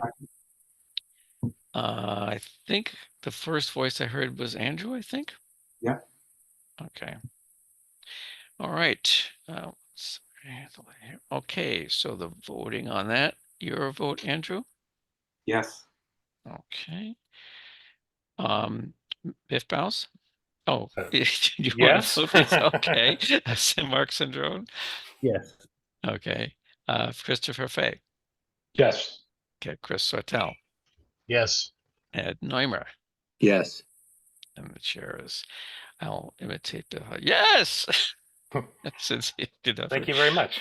Appreciate it. Yes, and thank you for, I know it's can be a little well, Biff, now you've been vice chair for about for a year, right? Yeah, Yeah, so how's it been? Would you recommend it to your peers?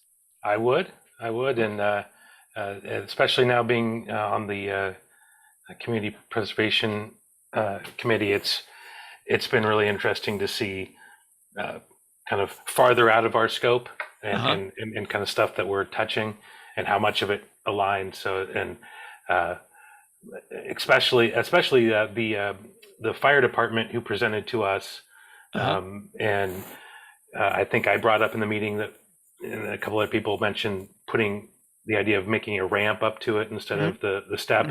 And in their newest presentation, which they did in front of the CPC, they had made those changes and done some other things. So it's nice to see our effect here as, as a commission and seeing actual architectural plans and renderings changed is pretty rewarding. And I hope more people help volunteer for all the various boards across our city. Yeah, That's actually, really we now important. have an opening for another alternate.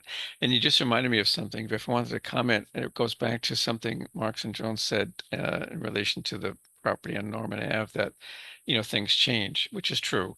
And I think the second hearing we had on the 311 Merrimack Street is an example of, things are changing, but in that case, not necessarily in quite so dramatic a way. And I think in a way that I would think I would agree with what the Attorney Mead said, that they've tried to do it in a way that is respectful to the history of that particular property. All right, well, very good. I know you guys don't like to stay late, so we'll move right along. Now there was a letter that was kind of a late posting, if you will. It was a letter of support for the MPPF. What is MPPF's funding for the Bartlett Mall Restoration Project? It's the Mass Preservation Project Fund. Yeah. Thank you. Massachusetts Preservation Project Fund. Is that under the Mass Historical Commission or something else, some other state board? Yeah, it's MHC. Yes. Yeah. Okay. So, have you guys had a chance to look at that?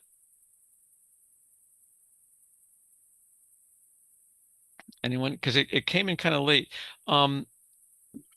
Andrew, is it going to end by Andrew? I thought Andy will mean Andy Port. Andrew will be Andrew Bernhardt. So Andy, is it going to throw a spanner in the works, as they say in England, if we have a little more, spend a little more time reviewing that and make a formal vote at our next meeting as to whether we want to sort of sign off on that? I'm not sure if I could offer anything on that. I don't know. What the the various timeframe. timelines are. And stuff. Yeah, sorry, I apologize. I don't know the specific timeframes myself. Okay. So Okay. I All do right. believe that they are trying to submit tomorrow. all right. Well, that's Yeah. thanks, Caitlin, for clarifying. Yep.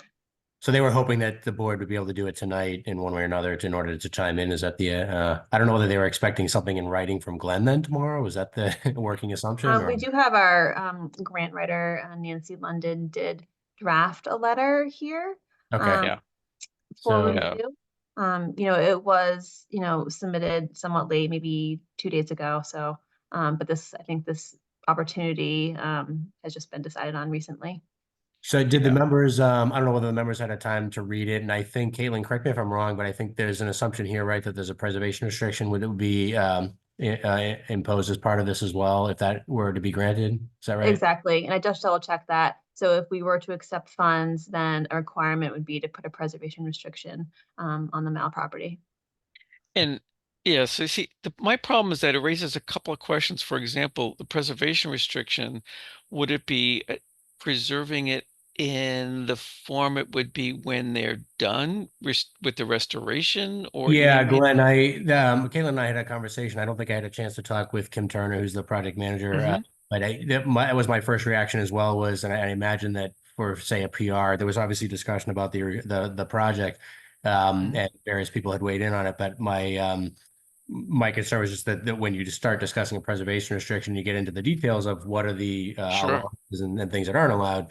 You're right into that type of discussion, and it's not 100% clear. I guess my assumption is that the administration would want it to be based on incorporating the conditions of the project that they'd like to do, as opposed to conditions as they are today, and then something to end the road. I imagine they'd want to either, with a typical PR, you might have things that are authorized at the time of the PR as opposed to things that later. And I imagine that the approach that they'd like to take, I'm not running the project, but I imagine that they'd like to take the tack that it's a preservation restriction as it is today, plus the improvements they'd like to do for the project, and then with a PR extending forward from there with those conditions already been authorized, so to speak. But again, I'll defer to them on that, beyond that. Yeah. And that's kind of key, because I know, for example, it does the whole PR issue. Like I don't think there's a resident in Newburyport that's opposed to fixing up the mall, right, and the frog pond, cleaning up the frog pond, and all that. But it's like, as you say, when you get into the details, things can get complicated. But especially in the case of a preservation restriction, because now you've got this legally binding document that's in perpetuity, presumably, and all this stuff. And I know that there are so it raises a number of questions. Okay, which plan exactly are we registering as like the baseline documentation? Like, for example, I know the courthouse, some of the folks are hoping that someday maybe they could restore that back to the original design, because it's been modified, but maybe, I don't know. So that's at least a question. There's questions of, uh, how, do we have uh, adequate research on what the original plans were? I think we are lucky to have some of the original plans for the whole sort of park, mall, whatever, and Frog Pond area, as to that was it Charles Elliott, the landscape architect, what he did in terms of, it lays out where the paths should be and where the trees should be and all that. And it's not wildly different than what we have today, but there are certainly differences. So I'd love to be able to kind of get a better handle on that whole aspect of things. But I'm certainly, I certainly would have no problem, and I can include it in the meeting notes, or that I normally do after the meeting, that well, I'll ask the commission first, of course, but that in spirit, we would like to see the mall preserved and improved and all that. But I don't want to speak for the whole board. I mean, does anyone have any issue with what I just summarized in terms of my feeling for what the historical commission would feel about the whole Mal project and Frog Pond project? Well, I guess I'm just confused as far as where are we trying to just get approval for this letter of recommendation for this funding? But is that funding then also dependent on having this? Yeah, in essence, restriction? to receive this grant, some grants have, various different requirements. In this case, the PR would have to be incorporated. Obviously, the assumption is here the grant is awarded, but it's conditional upon that PR being finalized and recorded, right? Beyond that, I would just assume it's like Glenn said, just that, like we're just saying, it just that you're into your usual sort of framework and discussion for what's allowed, what's not allowed, what might need to be reviewed by the commission at a later date. So given the Bartlett Mow and the project plans and the discussions that we've seen over the last year or two, it might take a while to work through some of that, or it might be straightforward depending on whether or not there's agreement on the parameters. And I don't know whether Mass Historical would have any strong, opinions or preferences across that spectrum versus just the local discussion. So, Okay. yeah. Yeah, well, I think, in that case, it sounds like we can easily support this letter, knowing that, we're going to have time to discuss the finer points of it at some other point. Is that correct in assuming Yeah, that? I think that's a fair statement. Because when I looked at the letter, one of the things I noticed is that you notice the second paragraph is mainly where it talks about what the project is, right? And it is fairly, I don't want to say generic, but it's not detailed, which in this context may be a good thing in that it kind of, it leaves room for those details to be worked out. And it's more of an expression of a goal, right? Right. To Like basically, original splendor, for example. Right. yeah, well, right. What does that mean? So yeah, so I think we share similar concerns, but I think it's kind of generic. Again, there's that word again. Uh, I don't want broad enough in scope. Let's put it that way. That I didn't see anything in there that stuck out at me as a red flag. That, oh no, I can't support that. You know what I mean? Because we do want to quote like renovate the fountain. We do want to see the improvements to the frog pond. We do want to, see the splendor as you of the boiler wall and so on. So, Although we did have, I do remember having a lot of discussion around I think the only thing that stands out in that list of stuff is that last sentence. So I know, we talked a lot about the granite slabs going around, and I know there was some kind of use for it to, to keep water from shedding into it or whatever. But then there was talk about, oh, is it going to be, can you sit on it? And is that in the original vision of, Yep. the architect? Yeah. So That last sentence there. Yep. I hear you. Yes, yeah. Because, when I read slabs, it could a slab be a bench type of Well, slab big enough to be a bench, or is it just the curb? Because well, that's what I originally thought of it, and I think even the couple of the renderings they showed was more like curbs. But then, right, I feel like we saw another set of things that had, because it's talking about with historical information etched into them and stuff. So right, yeah, that doesn't sound like a curb, right? So yeah, which yeah. I'm just remembering that we had some contention around that. Yeah. So Yep. maybe that part is left out. I don't know. Yes, now you've got me thinking it's a bit of a red flag as well, mainly because it sort of contradicts that Charles Taylor original design, which didn't natural have anything. Yeah, was to look. The curb was kind of important for erosion and this and that, and have a stable shoreline, etc. But I don't think there was any intention that there be like this, bench-like perimeter, that stuck up like that. And not in the original designs, as I understand it, but I'd have to go back and look at that. I think so, Andy. I don't know. I'm thinking we need to do a little more study, and maybe I'll set up a meeting with Kim to work through what the concerns are and see if she can specify. I'll leave it to you, of course. I imagine that given the time frame, if you happen to be able to do it, maybe you could reach out to Kim tomorrow morning and just kind of touch base or one way or the other. I realize some of these things obviously come with a scramble, and it's understandable here in context that the commission might want to discuss further. Yeah, I wonder, maybe Caitlin knows this. Is it possible, Caitlin, if they want to at least submit the paperwork, if tomorrow is like a deadline, get it in, and then augment it with a letter from us once we get that nailed down. Wonder if they can do something like that. Yeah, Caitlin, I don't know off the top of my head if whether a letter from the commission is required as a mandatory. My guess is it's like a lot of grants where you could technically you could possibly submit it after, as a supplemental piece of information. It's obviously ideal to have everything at the beginning, but I don't know if you happen to know that. I do not happen to know that. I think I just remember them saying they would like to include this letter.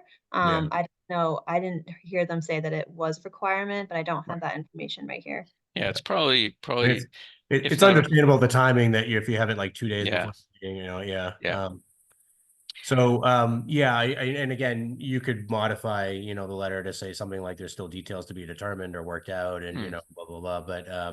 But perhaps, again, it's obviously left to you, but thank you for if you were able to touch base with Kim, and I'm happy to, discuss with you guys, but Okay. yeah. Yeah. I don't know the other funding sources that are being pursued, but I imagine there's a Okay. lot more. This is only 100,000 that would provide, so there was a larger number needed. Oh, only a mere 100,000. So I know you guys have a half day tomorrow, right? You only work until noon on Friday. Yeah, I don't know whether Kim would be in the morning. I don't know. But I'm sure you could I can check and then let you know if that's what if you try to just determine whether she's here or. Yeah, I mean, I'm happy to try to, keep everyone on schedule if possible. At the same time, Yeah, I can check whether she's in and then let you know. Yeah, but at the same time, I do think we owe it to our due diligence to, make sure that we're comfortable with, what we're committing to here. Right. Okay. Okay. All right. So Biff, I hear your. Does anyone else have a concern similar to what Biff did, or maybe something else anything else stuck out to anyone else? Because I can, when I try to nail this down, I can certainly include that. Because if not, I'll definitely include those two things about the, the thing about the curb and just try to nail down exactly what's going to be done with the PR and how that's going to all work. I'd love to, because in my experience with PRs is that they can be problematic. Although Glenn. Yep. Yes. Sorry. Chris. Sorry to interrupt, but Yep.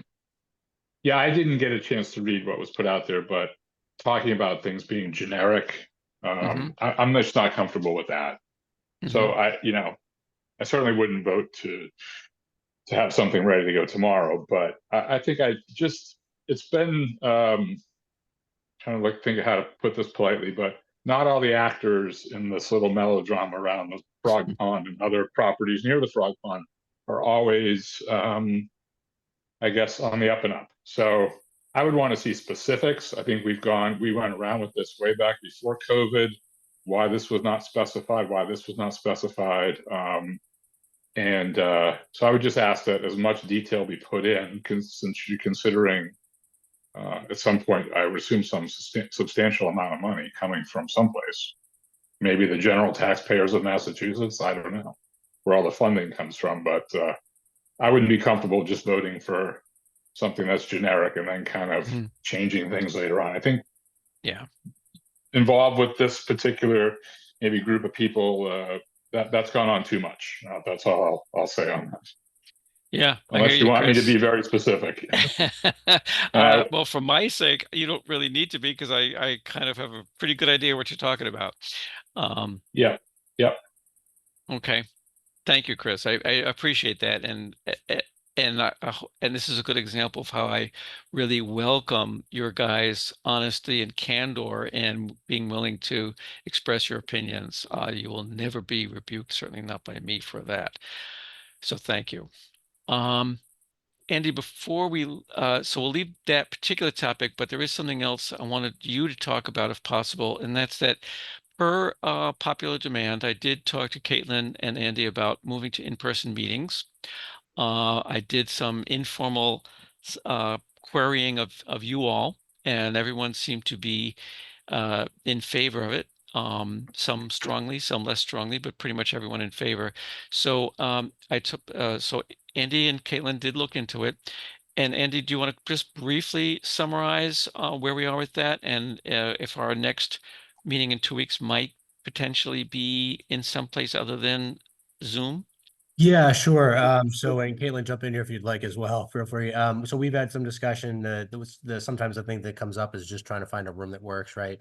Isn't booked already, is appropriate and viable for the meeting setup, and obviously a sort of a hybrid setup is a consideration as well for the Zoom side. So we typically try to use for a meeting like yours, we would typically, I think, try to look for the mayor's conference room at City Hall, which is the smaller meeting room upstairs next to the auditorium, up at the top of the front stairs, or the senior center boardroom, it would be actually an ideal room.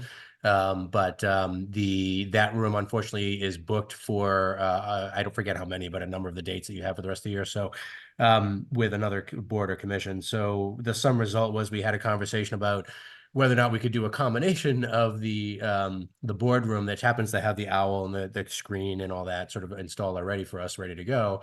The function room downstairs does not have that and is a lot harder for us to get because of the events that are happening there. But there is a so-called computer room. Sometimes people call it other things, but the computer room next to the boardroom, which is not designed as well for board meetings. There are tables that can be put together in the middle, a little bit smaller, can function that way. It does have a screen, but it doesn't have the owl, so to speak, for the hybrid or the remote access. So we would have to either bring or have the custodian set it up there, which is essentially the work that has to be done when we have meetings downstairs. So the sum result is that we were trying to get one consistent place. We'd like to do it in a place where everything's kind of already installed and ready to go. It ends up being an inordinate amount of work for the custodians and us every time we have to assemble and disassemble everything with all these meetings happening. So the sum result is that we may, if you want to be in person, what we were, I think, primarily trying to avoid was a situation in which your meetings were sometimes at the senior center and sometimes at City Hall, and then having members sometimes forget or mistakenly show up at one place versus the other. That seemed, given that they're sort of across town, didn't seem to make sense to have that sort of scenario. So what we might have to do then, if you want to go back in person, is to try to get like the senior center, but use the two rooms, and then we might have a slightly imperfect room, that looks a little bit more like a classroom that's been reconfigured to function as a boardroom in the computer space on some days, and on the other days that we can actually get the boardroom there, then we would use that room, which is the preferable space. Caitlin, I don't know if I missed anything there, but that's kind of the sum result we have. We can also try to get the mayor's conference room, but again, that adds other complexity with two different locations, and you'd have to definitely be sure, looking at the city calendar, that you're not going to the wrong spot. So, Andy, I would be for keeping it at one building, just so we know we're in the right spot, and then bounce back from room to room if we have to. Yeah, I don't think Regarding meeting the actual next meeting, I would have to double check that to see if we are able to do it the next meeting. But I think certainly the one probably after that we could look to it. Yeah, my guess is Caitlin's right, that based on Yeah. this, the next one won't work, but the one after that would. But again, it comes down to this, preferred locations and what actually is available and the balance between them with you. So, yeah. Exactly. Andy, let me see if I understood one thing about what you were describing on the room situation.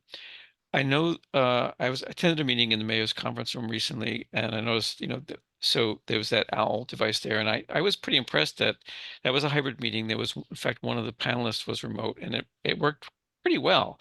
So is that always that stays there, right? That wasn't set up just ad hoc.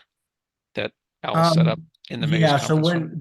that's the kind of the thing that I'm dealing we're dealing with. I should say Caitlin and I, for the most part, we actually probably handle more of the hybrid or remote sort of meetings and so forth than anyone else in the city. So we end up having to do a fair amount of setup, and so the bottom line is, to your question, luckily in recent weeks or months, actually, the IT folks have set up permanently, so to speak, in the center of the boardroom table, the owl camera, and it's already plugged in, and the projector setup is already there.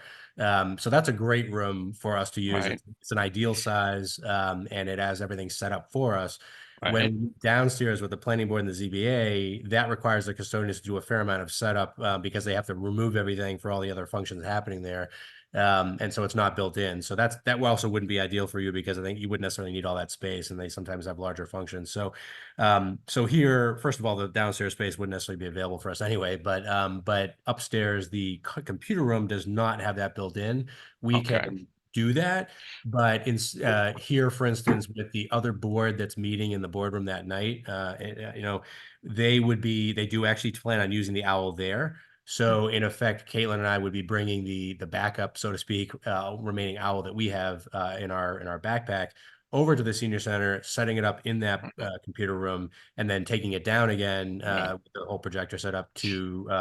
So it just, and this seems like small potatoes, but the thing is, it adds up for No, us and the no, custodians. So we're I trying to get believe to a me. room or setup where it's already, efficiently set up. And unfortunately, we just don't have money hasn't been spent to set up every potential meeting. Yeah.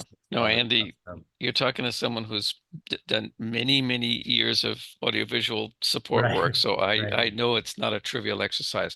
So, so the boardroom, is the owl permanent there? The boardroom is permanently there, so that's obviously a preferred room. But when I did reach out to the chair of the other commission, asked if they could move to another room, and they made it clear that, which is perfectly fine. They had it reserved first.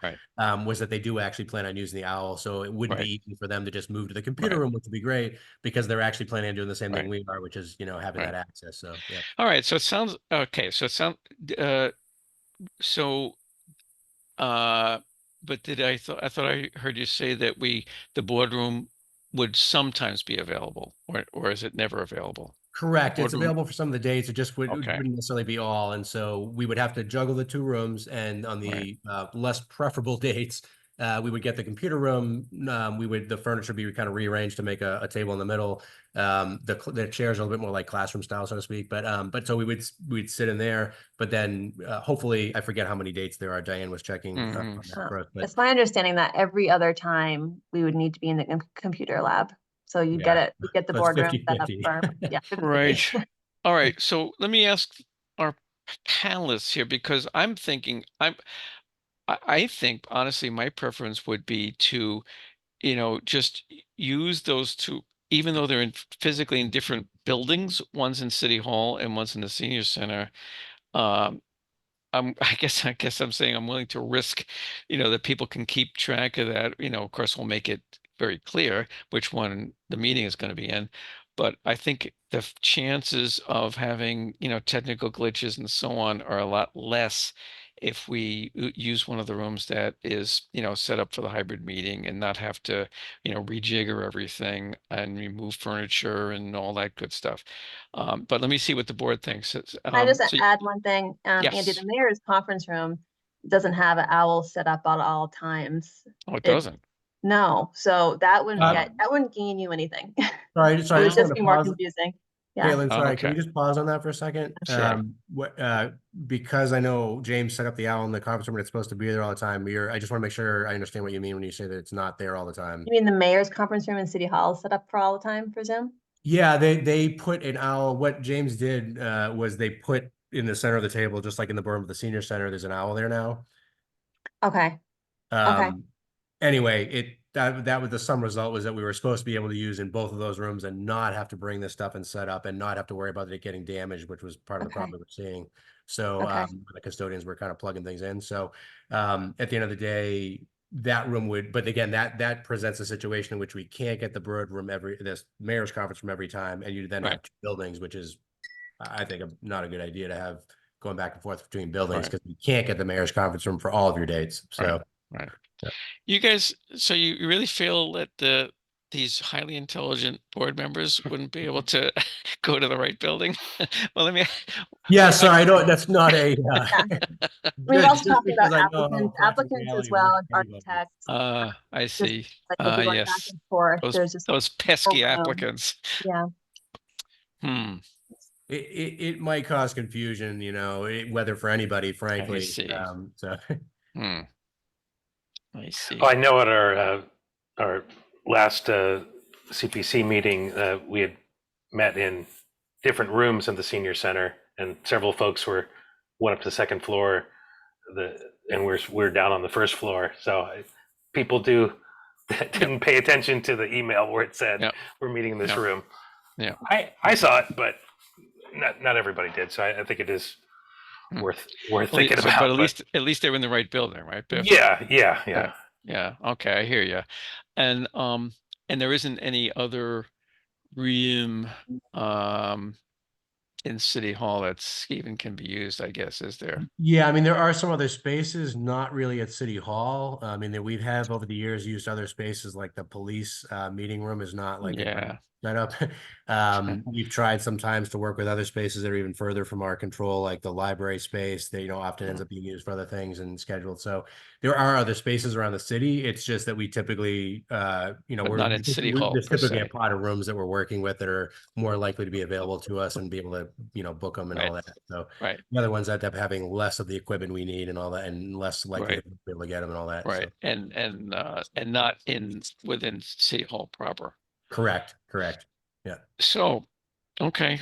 And I had hoped to get over to the senior center to check out this computer room or whatever it is.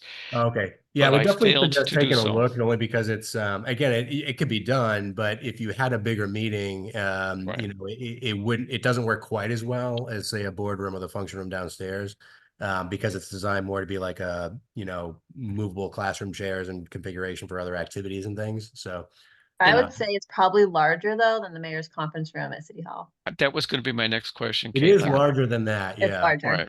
Yeah. Yeah. Yeah. I would think it would kind of have to be to have room for it to be anything remotely resembling a class of some sort. Yeah. Yep. Well, okay. So what do you guys think? I think it would be nice if Caitlin and her staff could organize it and present it to us without having to spend extra time figuring out all the various permutation. I think it's a huge waste of time at this point. So I'm going to leave it up to Caitlin to do what she needs to do so that we can have a venue to do the meeting in person. All right. And would it be safe to say, Mark, that you that the goal would be to work that out so that whatever, even if the rooms change, it would be within the same building, so to minimize that confusion. Be helpful. There's always the senility factor that we all have, and you know that has to come into play. But I think if we pay attention, if there's change in rooms, that happens. I mean, that happens for the Fruit Street Commission. We've met in several places. Most of the time, people. But they're also right next door to each other, so it's not like, you know, that's pretty easy. You just, you know, the doors are literally right next door to each other. It's not a big deal. So I guess, Caitlin, we'll check with Diane and we can look to those two rooms, and then it would just be a question of making sure. I think we just ask all commission members to check and verify on the calendar. I know Caitlin does a good job of reminding you with the agendas and everything, but please just make sure you're showing up or you're aware. But I think to Glenn's point, we'll be in the same building, so it shouldn't be an issue, and nobody, including applicants or the general public, will be aggrieved because they didn't know or thought it was the usual place and then they show up in the wrong building. So I think we can work with those two rooms. And Glenn, feel free to take a look at the computer room and we can touch base if you have any thoughts on that. Caitlin and I can convey to the custodian. Caitlin, you and I can talk, but we can convey to the custodian how we want the room set up. So okay. And you know, I think Mark's suggestion has merit. If we, you know, Caitlin's probably in the best position to try to figure this out. So sorry to give you that little task, Caitlin. Maybe not so little task, but no, but I think we're pretty much there. So I think okay, good. Thanks in advance then for helping us with that. Yep. Okay, we're almost done. The last thing before adjourning is I do have just one quick update, and he's not here to hear it, but I had a thank you I wanted to express to Joe Morgan. You know, as maybe you guys know or don't know, but anyway, I was very disappointed and not happy that the mayor chose not to reappoint him. But I just want everyone to know how much I appreciated his work. Some of you may know, some may not, that early on he was very helpful with the Institution for Savings Project, which was a very large and complicated project. And he continued to be a really thoughtful presence on a lot of projects after that. He not only had that background and experience as an architect, but in my opinion, the most important thing was that he had a sincerity and an integrity, which with which he, you know, approached our work. And that was, to me, you know, something money just couldn't buy. So I really am going to miss that. I'll miss Joe. I'll miss his participation. So I just wanted to say that. If no one else has any issues, we can entertain a motion to adjourn. Chair, did I hear that properly, that the mayor didn't want to reappoint him? Is that what I heard? Yes. Okay. Or he opted to, for whatever. He said he wanted to, his given reason was that he wanted to give some other new people a chance to participate. So that's all. Anyway, Glenn, I have one quick question. yes. That email that you sent out that had talked about the post World War II stuff. I returned the link that the whole that that modified version. I sent you the link of the actual whole report. Right. Did you get a chance to look at that at all? I think well, yeah, I think I already, well, briefly, I actually had that already downloaded somewhere. That the same was the same thing, but like a different title pages or different cover or something like that. Right. But a lot of it seemed, strictly related to federal projects and highways going through, and like as you were saying earlier and so forth. So I tried to focus on this whole notion of what's historically significant or not in this particular context. Yeah, because the version I had that I had looked at that I included in the link, I'm like I said, it's a long document, but it's very interesting, and some of the points that I made came directly from that. Yeah, fascinating. And I was wondering if the other commissioners should take a look at it if they choose to read it. Would it be okay to broadcast the link out? Yeah, I agree. And it's interesting that we happen to be blessed here in Newburyport, where our mental idea of a historic house is a couple hundred years old. A lot of communities, out in the Midwest or whatever, something that's 50 years old is like historic. But anyway. Okay. All right. Okay. Any other comments? Or again, the floor is open to a motion to adjourn if someone wishes to so move. Motion to adjourn, Mark Sendron. Thank you, Mark. Somehow I suspected you might. Is there a second? I'll second that. I'll second it. 2 seconds. I heard Biff first. Okay. Is there any member not in favor of adjourning? Okay. Hearing just the crickets, I'll take that as unanimous approval to adjourn, and I'll bid you good evening. Yep. I see. Okay. This is the new waving Have a his good hands. night. Okay. Good night, everyone. Thanks Good for night. your Good night. comments, your attention, and all the work you do. Good night. Right. Good night. Good Good night. Good night.